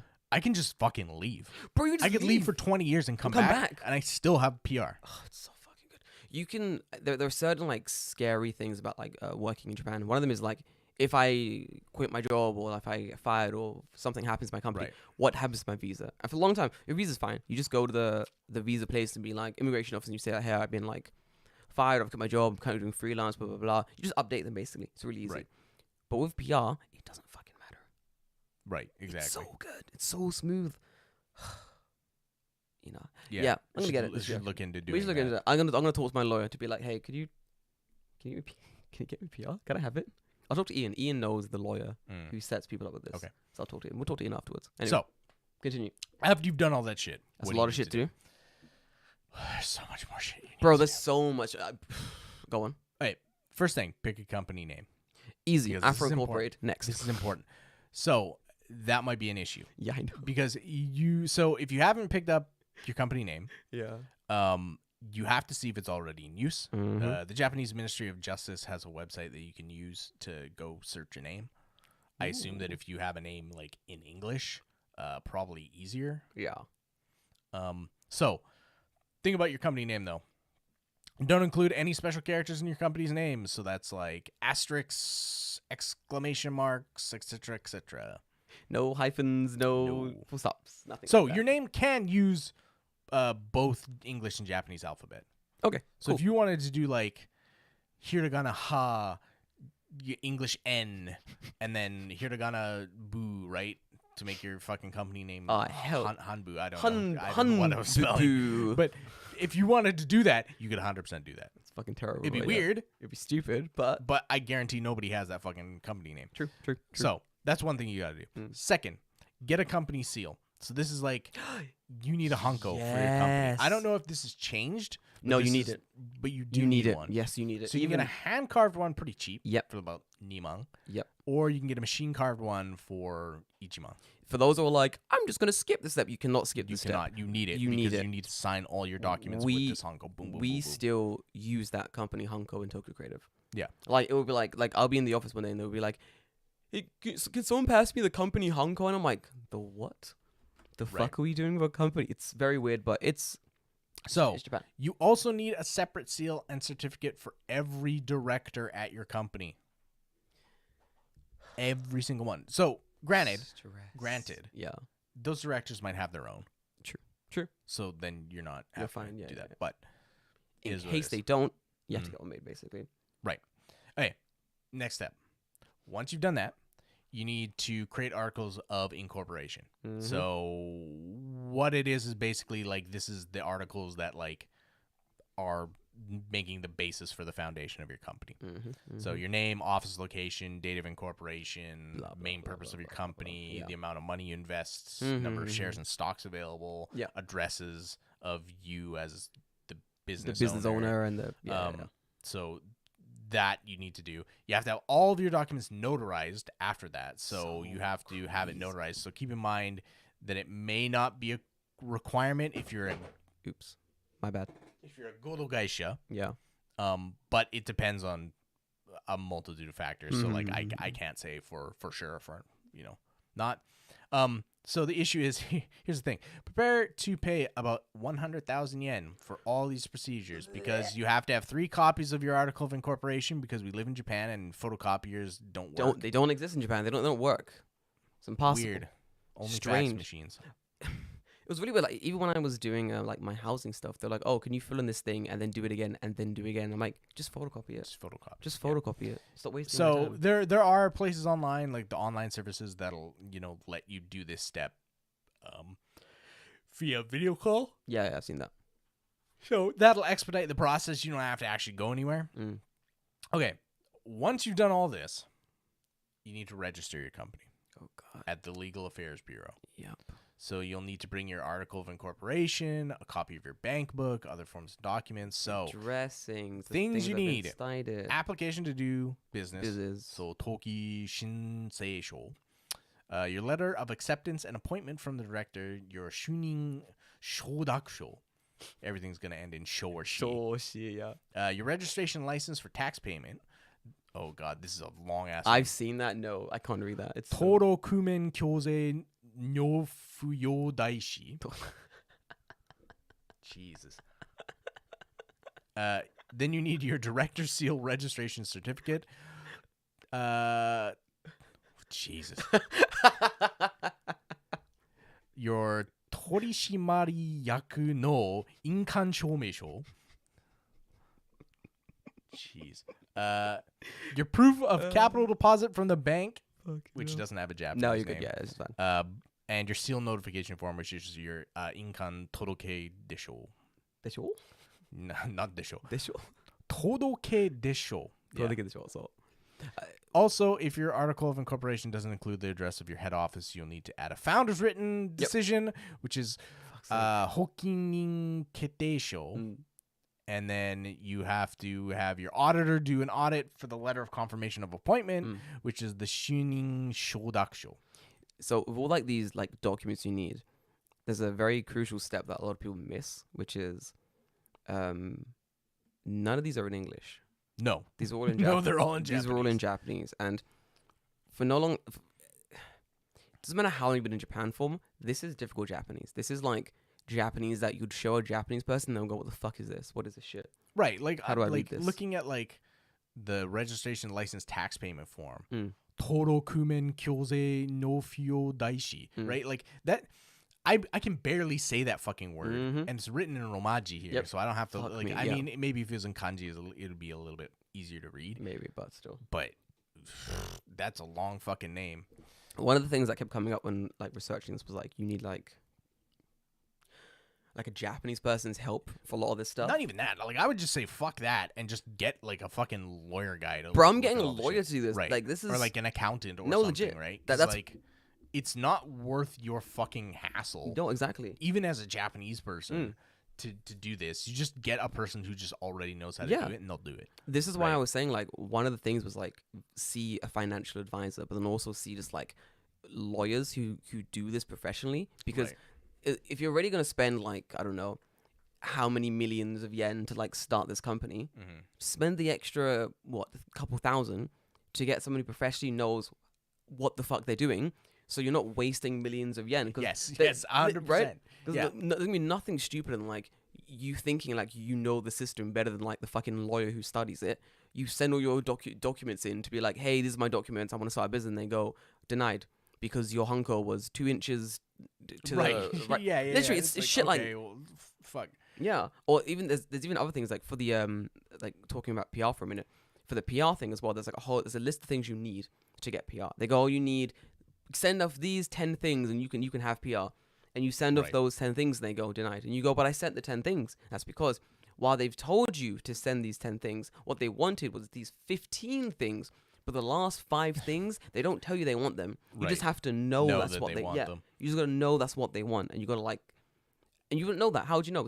They're unknown unknowns. And the only way to like know what you need is to go to the professional who does this. That's why. Yeah, 100%. It's exact same with this. Like the documents they want, they could want more, but you don't know unless you go to professional. Honestly, yep, it's ridiculous. So you've done all that. I love that we've done all this. We've not even started. I'm on page 6 of 8. Bro, the business isn't even alive yet. Nope, We've been doing documents for 6 pages. We've just been doing bureaucracy. Yep. So registering your trademark. I love Japan. So Japan is not that different from other countries in registering trademarks. Yeah, it's pretty straightforward. You have to claim absolute ownership of your company, obviously. So that means registering a trademark. Yeah. So here's things that are interesting. I didn't know about what can you actually register a trademark on. Go on. I want to ask you, what do you think you can register a trademark on? What do you mean by what can I register it on? Like things. What? Things. Oh, things. Yes. Like stuff relating to your company. Yeah. Can I register like an image? Like yes. Pictures is one. Like an image, image logo. Can I register some kind of a product we're selling? Like I'm selling a special blend of coffee beans from this cafe I'm starting. Can I register those beans? No. Fuck me. Can I register? Oh, of course, the store name. This is specifically about your trademark. It's not about a product. Oh, just my trademark? It's your company's trademark. So the name, of course. Yeah. The image. What else is to register? Name, image. Like if there's a song involved in my thing, like a theme song. Surprisingly, no, that's not on. Oh, here. you can't. What else would you register? I have no idea. What else? So, things you can register in the trademarking process. Okay. So I think this is mostly related to your your business as on paper. Yeah. right? Okay. Right. Letters. So letters is like The name. the name, the logo design, stuff like Yes. that. Like if you have like a specific like font or something Okay. Cool. or whatever. Diagrams, Images. Pictures. symbols, Yeah. pictures, colors. Colors. So if you have like a proprietary color that you've like made, like, I mean, that's true. There's like Minions yellow, right? Yeah. There is. Yeah. Now we're getting into the weird shit. Oh, go on. Holograms. What? Holograms is one. Oh, that makes sense. Fucking Hatsumi Miku, whatever. Sure, yeah. Fuck. But yeah. I think she's registered as like a character, not as like Makes sense. Makes okay. sense. Moving marks. So I assume this is like animations, Oh yes. like based off your thing. yeah. Positional marks. I don't know what position marks mean. The way something's animated. Maybe. Who knows? And yeah. then 3D objects. Okay, makes sense. Yeah. Okay, makes sense. So you need to apply for ridiculous. these at the patent office. Mm, If you have permanent residence or office in Japan, you can do it yourself. nice. Otherwise, you have to hire a patent attorney. The amount of money that's gonna go into lawyers, like setting up a business, Right. is fucking disgusting. So, the following documents are required for trademark registration. God, no. The trademark Japan. registration request in Japanese. We've just done this. Information about the trademark, including a description, drawing, claims, and an abstract in Japanese, the representation of the trademark, a complete list of services and/or products associated with the trademark, and the costs associated with registering a trademark includes the application fee of Ichiman Nisen, so That's not terrible. 12,000 yen 12,000 yen. for one trademark in one class. Oh, So fuck off. there's multiple classes of trademark. So you basically have to register. If I'm registering like 3 things, it's Yeah. what? Someone is 6,000 gurai. No. So if you are registering an extra trademark in a different class, the price for that is 8,600 yen. Excellent. So Get some it's discounts. cheaper. Okay, fantastic. And then you have the registration fee of 2,8,200. That's expensive. 280 something bucks. $282. Fuck me. That's the registration. Oh, we're not done yet. Hang on. Oh fuck. Oh, Then go you on. have a renewal fee Oh of my- 38,800 yen every 10 years. Oh, Okay, 10 years. Okay. That's like That's okay. No. that's $3 a year. It's not bad. Okay, fair enough. You have to renew it within the 6-month period prior to the trademark registration expiration. Yeah, though. classic. So classic. make sure. I would set a timer because I'm gonna You forget. just got a timer that goes off. It says like, "Hey, you need to re-register You your gotta trademark." You gotta re-register You now. fucking idiot. It's 2033. Re-register your fucking trademark, Jordan. Brilliant. So, I wanna show some interesting show me. images here. I'm gonna have to find them. So Is that of stuff that people have trademarked? here it is. No. That's the end of what you need to do to start a business. I'm sure that there is something I fucking missed That was because maybe you have more to add, but that was based off my research. So I have some very interesting things that I want. I have one thing before, because as we're getting to the end of this, there was a thing about like ideas I found really interesting. Mhm. So for example, for those who are like starting a business, like this is more like the creative side of it. But for those who are like starting a business, I was listening to one guy talking about him starting an English school. Okay, and the way he spoke about it was very interesting. So he goes, "I'm gonna start an English school." So he's got a wife. So he did all of this basically. Yeah. He went through all the stages. The painstakingly went through the stages. Got like a lawyer. Got like an accountant. And then it came to like his idea, which is like, oh, English school. And this guy was basically like, I don't like children. I'm going to teach Fair. adults. Fair. He's like, Fair. I'm going to teach adults. Okay. I'm only going to teach adults because adults are sensible and they're here to do some serious learning, you know? Right. Some serious learning of the language. And it turns out that's not the case because adults bring in adult drama. To the extent where he was saying there was one group he was talking to, like he had a group lesson of adults, and during this group lesson, 2 of the students started dating, and then after 6 months they broke up. So the vibes in the group was off. What happened? Everyone quit. So he lost a whole class of money because 2 dickheads decided to date, and it shit like that, where he was like, okay, I fucked up. I need to pivot towards like students as well. Because once you have like students in the class, like kids, they'll stay from like grade 1 to grade 6. They'll be there the entire time. That's 6 years of money. Right. Easy. And he was saying that he was starting in like a very countryside-ish area. Yeah. And his whole thing was basically, because he was one of the only English teaching school, one of like 4 Eikaiwa style schools in the area. The competition wasn't crazy, but it was still there. It was like, what prices are going to be lower, what things are going to be better. And his business did really well. And the reason it did well was fucking stupid. David, why do you think this man's business did well? Because it's cheap as hell. No, surprisingly. Almost the same as other locations, but price was a factor. The reason this school did well, David, ready for this? Ridiculous. In his building, in the school building, when the students were being taught, he made a little like chill out corner that the mums could sit in. Okay. And he had like English teapots, English tea, like milk in the fridge, snacks, and he would go, oh, if you want, you can sit over there and you can hang out as we're teaching your kids for like an hour. And the mums would come and be like, oh, fuck yeah, this is tea. Hell yeah. And they would just have tea time in the corner while their kids were doing like English teaching, whatever, learning English.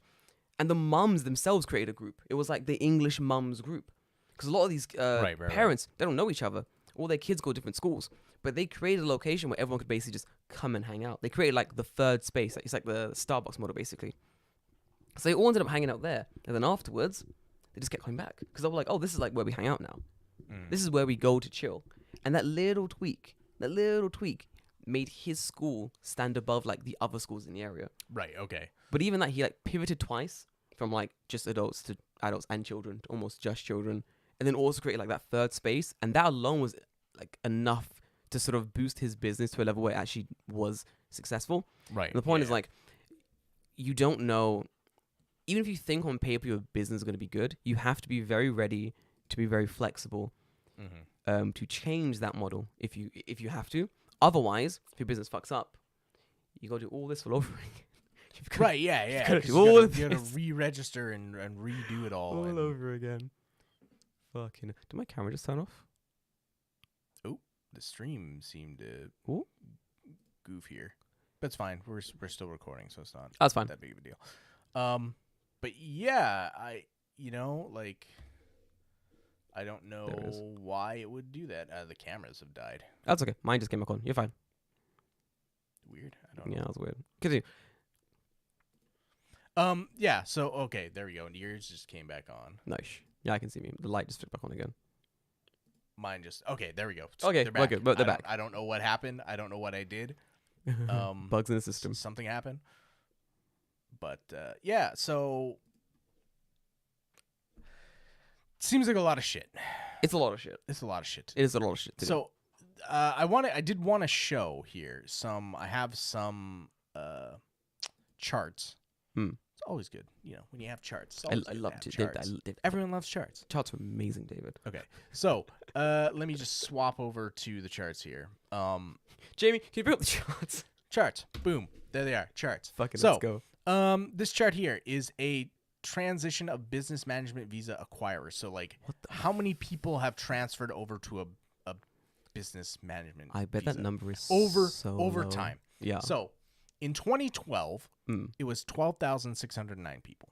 So, that doesn't seem like a lot, but it's not a lot, no. When you consider that the population of foreigners who would actually need a business visa in Japan, the total population of foreigners is only like just slightly over 1 million. There's not that many foreigners. That's not that many. So, but you look at it over time, right? 2012, 2013, 2014, 2015, 2016. This only goes up to 2017. But it nearly doubles. That's crazy. In a 5-year period. Like 12,000 in like 2012 to like fucking 24,000 in 2017. Right. That's amazing. There's a huge jump. What is with this giant jump? Is it because like the government was making it easier to get? Easier, yeah. I think so. Bro, if this is easier, imagine how disgusting it was in 2012. Right, yeah, exactly, right? Yeah, like it would have been an absolute fucking nightmare. I can imagine being shit like, oh, you want to start a business, do ya? First step, sacrifice your firstborn son. Right. If you don't have a son, acquire a son. So, Here's just the chart of how to go through kind of like how your breakdown of that 6 months should go. Yeah. Right? So here you're starting planning for a business. That happens before you're even 6 months started. Like you got to have a business plan ready to go. Right. Mm-hmm. Your first month should be incorporating your company. Of course. Then it gives like dot month, which is getting your license. So like obviously that's going to take time to get processed. Yep. So they're kind of being like, I don't know, whatever that is. It'll Right? take months. Yeah, yeah. The next 3 months are you're working on your business manager visa, Of course. and then the next 1 to 1.5 months is you're financing a bank loan if you need it. Mm. Some people might not. If you got nice friends, who knows? I don't know. If you got rich friends or connections, and then after that is extending your visa. that's crazy. So This is 1. Wow. Wait, and the visa is 6 months, right? correct. Before you can extend it. Right. This is very giddy. Yes. This is 100%. like this is to the wire. Mhm. If your licensing or like your finance takes too long, you're fucked. Like you're a month yes, over. 100%. What the fuck? Yes. Yeah. Hold on a minute, but That's what I mean. Like, Wow. it is do or die. And this is kind of put Wow. like a kibosh on me, like wanting to start a business, yeah. unless I have PR. Because Yeah. this is only because you need a business manager Mhm, visa. mhm. If I have PR, I can take as much time as I want. Yeah, you're fine, pretty much. Right? So, here's another thing. We're going to take a look down here at this little chart. So, this is who you have to send your business plan to and what they can give you a validity period to start that business for. So this is regardless of what your visa is, permanent resident, 6-month business visa, whatever.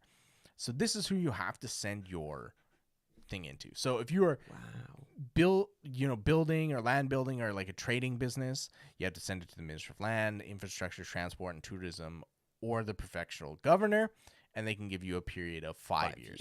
Only 5. If you're in the construction industry, same people, 5 years. If you're in the food and beverage or coffee shop, the prefectural governor or mayor? of the city. What the fuck? So like if I want to open a coffee shop in Yokohama, I have to send my fucking requirements directly to the mayor of Yokohama. Could it be like, dear mayor of Yokohama, I'd like to open a Starbucks franchise. Right, yeah, exactly, right. The fuck? Okay. So it's good for 6 Brilliant. years. Yeah, that's good. Antique business or secondhand goods sale, apparently you just The Don't- Public get one. Safety Commission. You just gotta send it to the Public Safety You Commission. just open it anyway. You go, hey, I'm opening a business here on the street. And they go, And looks safe to selling me. Antiques and secondhand goods. Safe Sure. enough for me. Fucking open that safe to me. business. Worker Crazy. dispatching business. So this would be your Interacts. This would be your ALTs. Ah, this would be yeah, whatever. yeah. You talk to a worker dispatching business. It's pretty easy. It's 3 pretty easy. years after updating it. 5 years. Hmm. And if you work in the travel industry, you have to send it to the Minister of Land, Infrastructure, Of course, Transport, transport, Tourism, blah, of blah, course. And that's And 5 that's years. for 5 years. Busy. So, Out of all these things, I think the business that we'd probably be most leaning towards opening would probably be business, beverages, coffee, and shop, or obviously travel industry. yes. Those are like the 2 areas that we know the most Mm. about, I think. I feel like the travel industry one Mhm. would be easier to start just Yes. because Japan wants that increased tourism in Japan. Correct. Yeah. Japan loves Japan. They want more foreigners coming to Japan. So I think that'll be the easiest one to get like now. Yeah. Mhm. Food and beverages and coffee shop, I don't know how hard that one would be to get. It's hard to say. I don't know. I think my issue is if I started like a coffee shop, for example, or a Right, bar or right. whatever, like Yeah. your competition is so fucking tight here. Of course. Yeah. It's yeah, insane, It would be, like- it would be difficult. There is, like, you take, what's that store called in Nakamega? Onibus Coffee. There's like a store sort of down the road from Nakamega called Onibus Coffee, and it's like tiny little store. It makes really good coffee. It's pretty good. But then up the road from that, there's like another store owned by like a French guy. It's like a roastery, Mm. and they're both in the space of like 2-minute walk from each other. Mm-hmm. It's crazy. It's ridiculous. Like, See, and this is stuff where like I that. think like if you're opening something like that, you need to like leverage your community, right? bro, So like if I'm opening a coffee shop, I'm buying beans directly. Like I'm going to whatever the closest local roastery is. And I'm like, listen, I've opened a coffee shop. I Yep. want to use your coffee because I Yep. like it. Cut me a deal, Yes. and you will have sales forever. Okay, my God, this is my note. I have said on my notes, one of my things was, let me find it. You cannot count on like your friends or your circle in a sense to help you with like this business in the extent to if they're not directly involved in it. You know what I mean? Right. Like, yeah, for yeah. example, one of the stories I was listening to or watching was like this guy was like, I started an English school and people around were like helping out, you know, lending hands. But and by lending a helping hand, it was like, it's Saturday and I need to tear down the walls of this English school. And everyone goes, yeah, dude, of course. We'll help you tear down these walls. This sounds great. They'll help you they'll help you do that stuff. But then once everything's set up and it comes to like patronizing the store, people aren't really gonna do it. Right. You know, they're not like all my friends gonna come to my cafe every week to Right, to make you money, right? It's not. No, I would go because I own the place. You know, Right. Well, you have to be. I have to be there. I want to make the money. You know, but I know exactly what they're talking about. Like I think even if like one of my friends owned a bar, I'd be like, yeah, I'll come to it like once in a while. But it's not going to be like my new hangout spot. And I think that's really important. A lot of people start businesses thinking like their first like 100 customers are going to be like their friends and family and their neighbors and their colleagues. And it's like, then they're not. No. For a very large extent, they're not. Even with like... They can't be. It can't be. Because it's not sustainable. It's not sustainable. Even with, I always say about like social media, even like live music, you want to start a band, you want to do anything. The people not to look to is like your friends and family for support. They might support you, that's great. Right, yeah. But do not count on that. You really do have to look to like your community of people who are doing this similar things or doing adjacent things, and that you can sort of create a what do you call it? That's like a win-win relationship. As you said, with like getting beans from the local fucking roaster or something like that. Ridiculous. But yeah, that was what I noticed. I think even things like social media, like people wanting to be influencers. I know a lot of people that create videos, share them on like, I don't know, their Instagram. I do the same thing. Right. And they'll be like, guys, watch my video. And it's like, we're not going to. We're not. Like, It's great and easy to say and be like, yeah, cool. yeah, I'll do it. Ooh. That's why like I assume no one watches anything I make that I know. I always assume that no one is watching. I would assume that's the case as well. Yeah, right? yeah. Like I wouldn't presume to think that people are like, yeah, cool, let's go. Oh, never. No. Never. Like I think yesterday I was hanging out with like Joey and them guys, and I was like, oh, my house is on fire, and they were like, what the fuck? And I was like, yeah, it was crazy. And I explained the story, and I think depending on like what's the word? Depending on how you're thinking about the content you're creating, who's watching it, that conversation could have gone two ways. It's me going, oh, my house on fire, and they went, oh my god, that's crazy, when did that happen? And I go, it was this the story. Or it's, oh, my house on fire, and they go, that's crazy, and I go, you didn't watch the video? I made a video about it. You didn't watch my video on my tiny channel. You know what I mean? It's stuff like that. It's you really do have to find that audience when it comes to not only creating stuff but also like a business you're starting. Oh my god. Right. Yeah. You can't, especially in something like the food and like service industry, Dude, yes. you can't Mm-hmm. like assume that people are even going to be repeat customers. Oh, no, right? it's true. Yeah, like yeah. you're going to have like someone who comes in once Oh, and yeah. that's it. So it's like, okay, yeah. cool. I've made a coffee's worth of money today. Yay. That's not going to pay your rent, right? Like you have to think about it, right? Like if you're a coffee shop, how much money do you need to pay for rent? Then like how much coffee do you need to fucking sell? That's a lot of fucking coffee. I mean, granted, that's over a month. But You need to sell X amount of money, Yeah. but that's Just coffee. to meet your rent. Yeah, like yeah, that's not even like, oh, you need to eat as well. Your overheads and stuff. Yeah, it's crazy. This is what I mean by like starting a business anywhere, especially in Japan. I think people really underestimate the amount of just pure effort you have to put into these things to make it viable. And like the buck stops at you. It's all you. You're the owner of the business. You're the one like driving it. You can't, even if your business got like, let's say you start a coffee shop and you're working away and that first year goes fucking fantastically. You're making rent. There's no problems. And if you start that second year and you're not giving it the same effort as your first year, your business will close down. Because even if you've hired employees, they don't give a shit. You've hired like some students to make coffee for you. Like, they don't care. Right. They don't give a shit. This is business closes down. All right, cool. I guess I'll work in other coffee shop across the road. You know what I Right. mean? It's stuff like that. Like, you have to be constantly putting in the effort for years. This business is now, this is all you do. This is now you. This is now your personality. This is all you do now. Like, Yep. will there be holidays? Eventually, maybe. Yeah, sure. You can take a holiday whenever you want. But when will the business life take a holiday, basically? Like, it is a long life. It's a lifelong thing to start.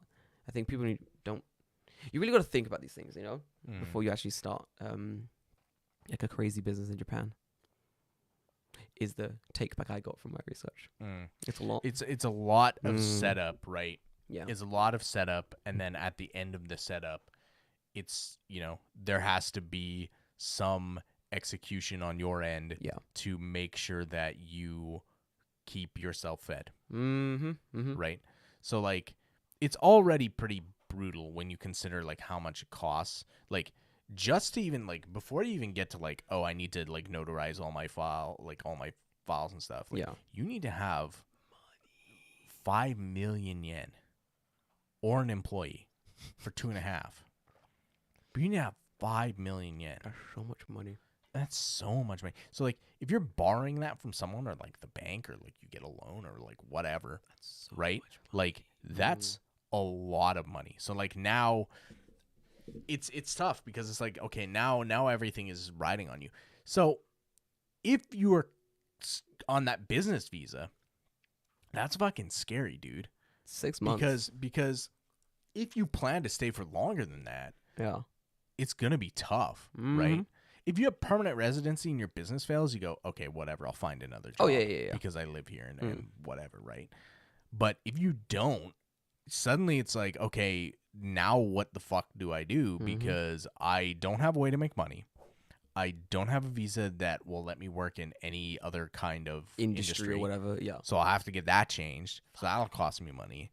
And then it's like, okay, maybe the job that I want or the job I'm qualified for that I could do doesn't exist where my business was. So now I have to move.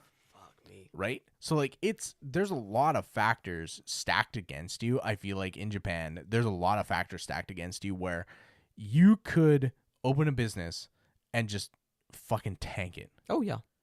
And then you're done. Yeah, like, you're fucked. You're fucked. You're absolutely fucked. And that sucks. One of the things I read about, perhaps it's changed, you've done the research on this as well, but one of the things I read was that it's very hard to get support as well in Japan. Yes. Like, you go to the bank, you get a loan. Like in America, for example, you go to the bank, you get a loan, you open a business, you fuck up the business. You go, man, I fucked up the business. All right, let's go back to the bank. You go back to the bank, you get another loan, you know? You get another loan to start another business. So hopefully this time around, it'll be okay. Right. You know? Maybe. Maybe. Japan, boy, you get a loan, you fuck up that visa, boy, you fuck up that loan, you're done. Japan isn't like, oh, don't worry, you tried really hard. We're gonna give you another loan so you can try again. They're like, oh, you fucked up? Right. Fuck off. And like, there's not a lot of like support. Even now, there's not a lot of support for like growing businesses. So if I start like Jordan's Coffee Beans Emporium and I just sell beans, and I go to big coffee bean, I go to Boss Coffee, I don't know, and I go, hey, Boss Coffee, I'm starting this business. Or I go to whatever, I'm starting this business, I'm selling beans. Would you like, some beans? There's great roasted beans. They're gonna go fuck you. Right. Like, or if I go, hey, I'm starting this business, company X. Do you want to invest? No, fuck off. No, of course not. Fuck off. But the second my business becomes viable, the second that business becomes like profitable, here they come. Wow, hi, I'm Tanaka Big Bucks from company X, and I want to put 10 billion yen into your company, is what they do. Because they know, Right. Now it's viable. Now we can start investing. Now we're going to start trying to pull from the company. Like, it's very predatory in the way that they don't give a shit about startups until the startups are, like, profitable. Already profitable. Or, like, looking like they're about to be profitable. Right, because they're only There's no gambling. worried about having it be a sure bet, right? Yeah. Like, I mean, that's why there's shit like fucking like Dragon's Den and Shark Tank and all that shit, Yes, right? yes, They yeah. only care about shit that's already, Oh, viable, yeah. because they're investors, right? Yeah, it's different, yeah. I think that's why the government has stepped in with their own, like, doesn't the government have their own like investee program thing? They're Mhm. like, well, if you try to do a startup, we'll give you X amount of money to, right? Mm. So the government had to like jump in to be like, we're gonna help startups because like companies aren't doing what companies are meant to do in Japan, basically. Like it's really weird. I think Mm. creating Japan needs more startups because they need more. They need to move. Variety. They need to move out of that fucking Zaibatsu. Fucking not. Yeah, that Zaibatsu era of just big company. We Yeah. work here forever. It really fucks up like the industry as well in Japan. That's why like working in Japan, like wages are so fucking low. Like wages are so stagnant as well. Stagnant low Mhm. wages for like Yep. decades now. Like there's no innovation Yes. for businesses in Japan, and there's not a lot of chances for innovation because like even companies that could invest in what would be an innovative business don't want to do it until that business becomes viable. But then once it's viable, what do they do? They'll go, okay, we're going to absorb you into our big company, stop doing things in the way that you've been doing them that work, do them in our big old company way. Right. Is what a lot of people do. Yep. It makes me think of like the Panasonic and what's it called? The new startup they have, the chocolate startup thing that Jay's getting involved with. Oh yeah. I know what you're talking The about. CEO does not do things in a way that's normal. She does things in No, very she's definitely not. she's fucking cool. She does things in very interesting, crazy ways, and it works. People love it. Everyone in the back end loves that stuff. Like it's great. It does well, and I think Panasonic, they know, okay, this is going well. This is a cool company. We're gonna lead them to do it. But if it was a different company, it may not have turned out that way. You know what I mean? It's very fucking ridiculous, honestly. Oh, Japan. I don't have much more to say. I'm just tired thinking about it. Bro, I can't even imagine doing it. would you, after doing deep research into, do you know, we didn't even go into like banks and stuff. Like we could really Getting get into like making a bank account at all is a fucking it's a nightmare. pain in the I want ass. to see, like, hang on. Is there anything I skipped over in my notes real quick, that yeah. I think we need to talk about? Because I'm sure there's something here. As I'm still scrolling. Register your office, sole proprietorship, your visa, get a company seal we talked about, have your documents notarized, you're registering your trademark. Nope, seems like it. We good? Yep. Nice. Seems like My last thing was just that we've covered a lot, guys, about starting a business in Japan. What's annoying is that this is still, in a sense, only really scratching the surface. Yep.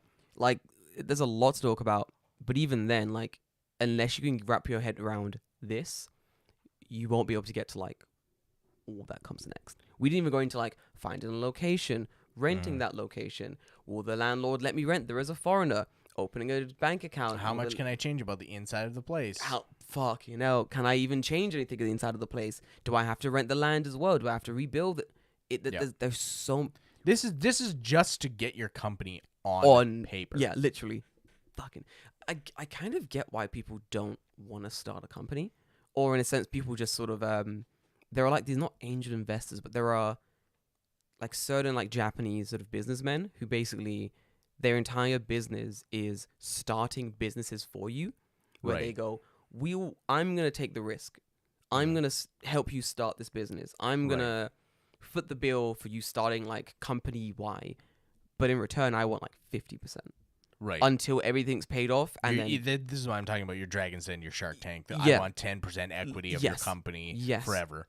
There were lots of. I think Tim did that as well. The guy who had a school he still has a school. Forgive me, in Kanagawa, and that's how he opened it. He basically spoke to a guy, and this guy's job was he would open businesses for people, especially like foreign clientele who want to open business in Japan but can't get through like the hoops that needs to be jumped through, or can't like rent land because not Japanese, scary, foreign. What if making loud noise at nighttime?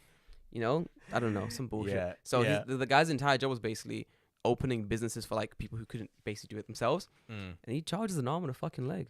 Like it's expensive, and then even but he removes the massive headache. He does of doing all the other shit. He does. So. No, I get it. No, it makes sense, and he's a professional at doing what he does. Like he already has all those. He's speed running business opening basically. He has all those levers in place ready. He just goes, "You want to start a business? Or it's gonna be a cafe." You go, done. Right. I'll now take fucking 20% for the rest I'll sign of it my over life. to you. Yeah. And Here you go. You're take now the whatever. owner. I'm now the most shareholder. I own like fucking 30% or whatever. right. See you on payday. See you when it goes public. I don't know. Like Right. crazy. Yeah, I think it's especially like the food industry Oh. is Wild. rough because Wild. I was actually thinking about this today when I went to go pick up my suit from the cleaners. Nice. And I walked out the cleaners. There's across from me. Mm. There's like a patissier, Nice. and I had never seen it before. And I looked at it and I'm like, how many customers do they actually get? Like, just thinking about it, like I've never seen this before. I've never been here. Maybe some people walk by more often than I do, and of course that's probably 100,000% possible. Yeah. But like, that is very niche. Mm-hmm. How much money can they actually make? Do you know what it is? There's a store in Kyoto called 100% Arabic Coffee. It's a coffee store. I went there when I was like an international kid. I was like wandering around, met the owner, we're hanging out, drinking coffee together. And the guy's like, I'm like, bro, do you guys have like a store in Tokyo? And the guy's like, oh God, no. And I go, bro, why not? Like, this would do amazingly in Tokyo. And he's like, no, it wouldn't. He's like, we're a good store. We make good coffee. We have good snacks. Being in Kyoto, we're a big fish in a small pond. And we can just suck up all that traffic. Right. If we're in Tokyo, we're going to be drowned out. We're going to be like a mediocre fish in a giant ocean. There's no point. That's why, like, location is so stupidly important for whatever business you're opening. An entire episode could be, like, dedicated just to that. Because if you're like, oh, I'm going to open a...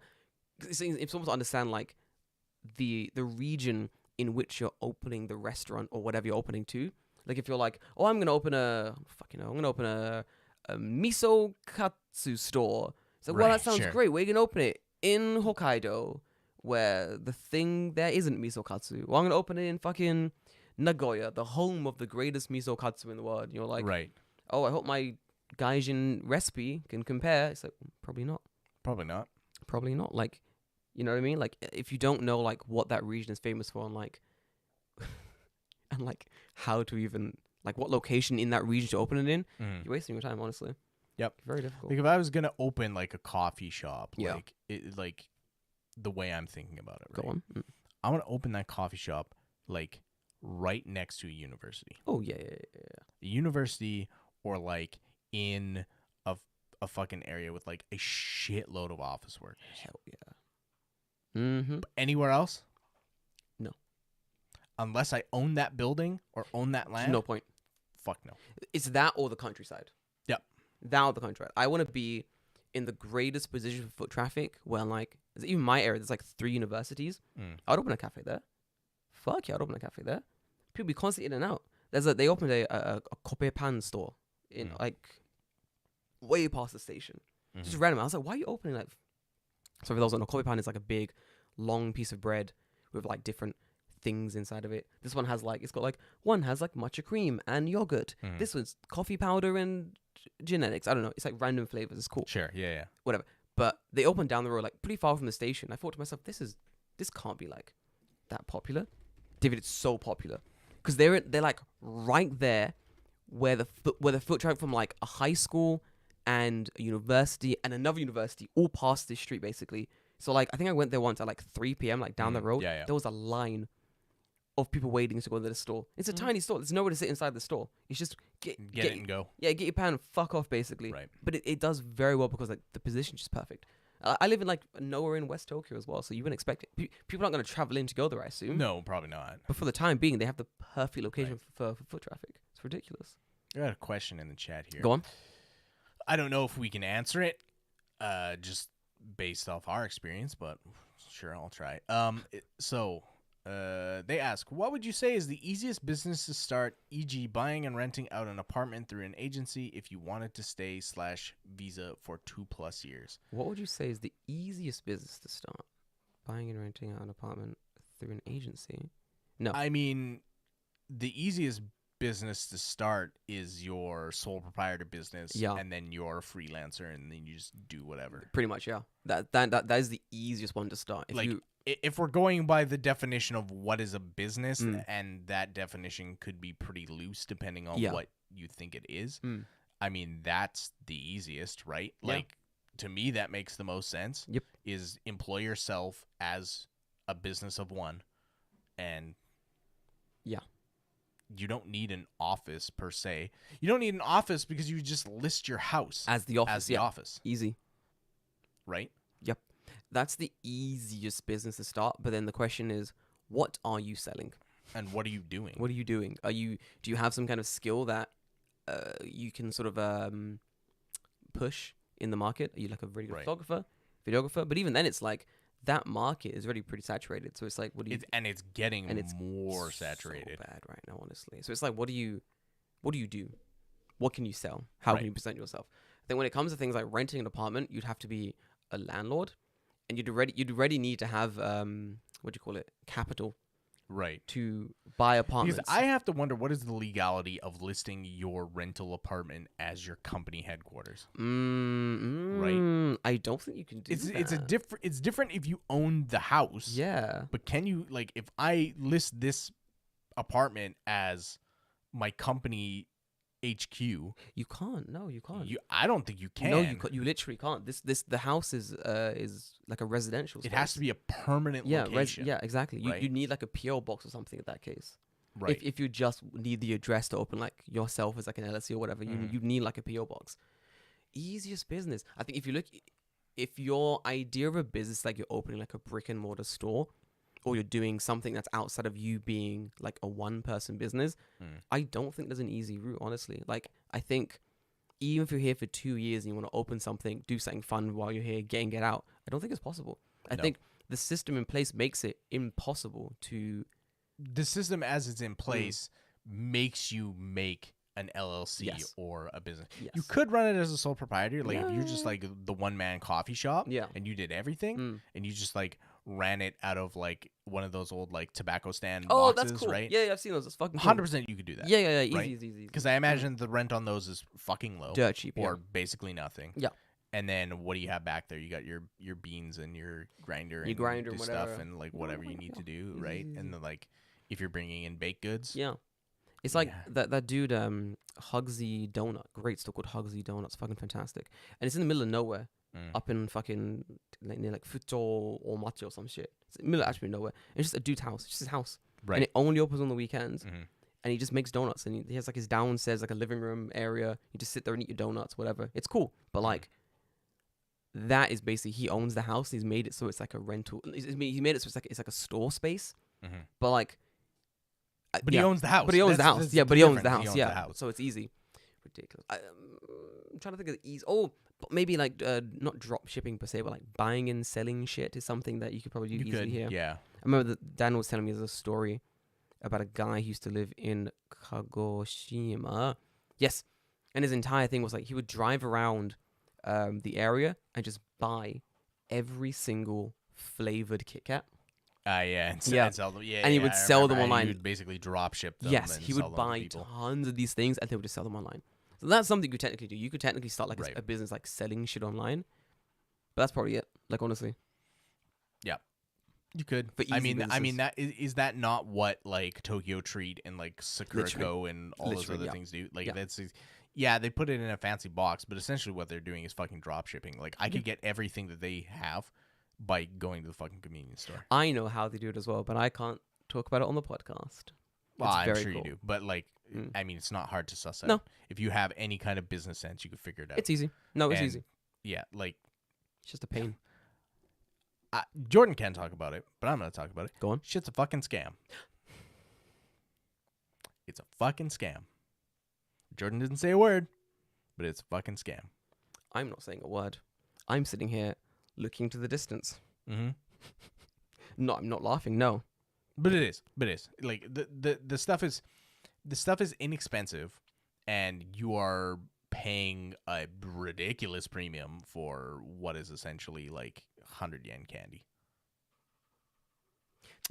The best one I've seen though. Mm-hmm.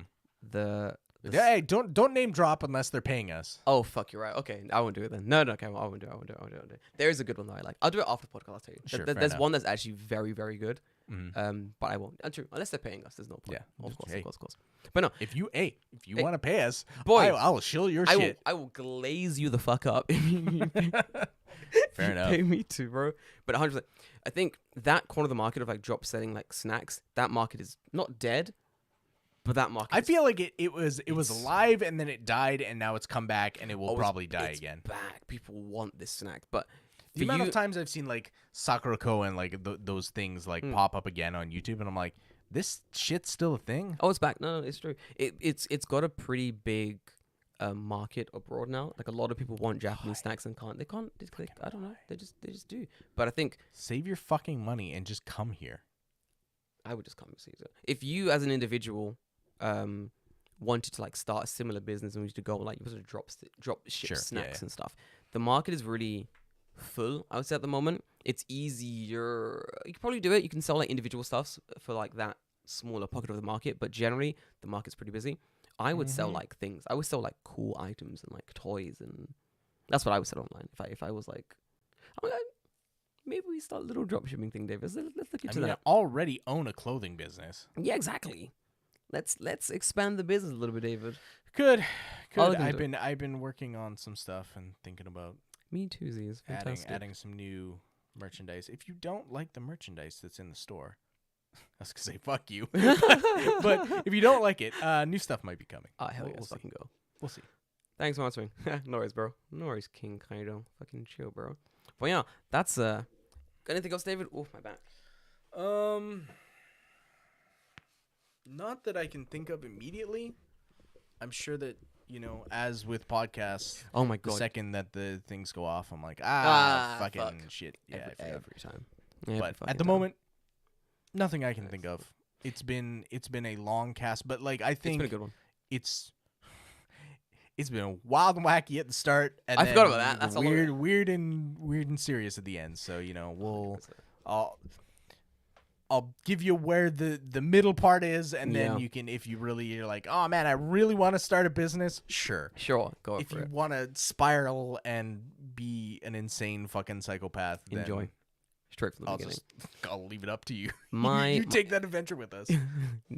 it's very fun. Definitely do. For those who skipped the beginning and went straight Right. to the businessy bit, go back to the beginning. It's very good. You'll enjoy. I promise you. But my last thoughts is that I think eventually I probably will open some kind of business in Japan. It's always been a little pipe dream of mine. Right. But doing this research and looking into it, my thoughts are not soon. I feel like it's going to be like a much later down the road. That's for me too. I'm still thinking about it, Yeah. but I think ultimately that's probably not where it's gonna go. So now that I've done a little bit more research, it's like, okay, what if my end goal is I want to open a business? What is my next goal? That next goal is PR. Yes. It has No, to be, yeah, it has to be. because Oh, it has to because be. how could it not be, right? Yeah. So now it's like, okay, what do I got to do for that? True. So we'll move in that direction. One step at a time. Once I got that, then it's like, okay, what's the next thing, right? Very true. Smaller goals for the bigger goals, basically. 100%. And once you have PR, you're so much You're more golden. You're free fine. Yeah, it's to easy. do stuff. God, it's so good. Anyway, guys, it's been an absolute fucking pleasure. We'll talk to you guys next week. Probably end up doing another late cast next week, but I'm not entirely sure. We'll let you know in the Discord. We'll see what happens. Yeah. Anyway, guys, I'm gonna love you. I'm gonna leave you. Bye. See you.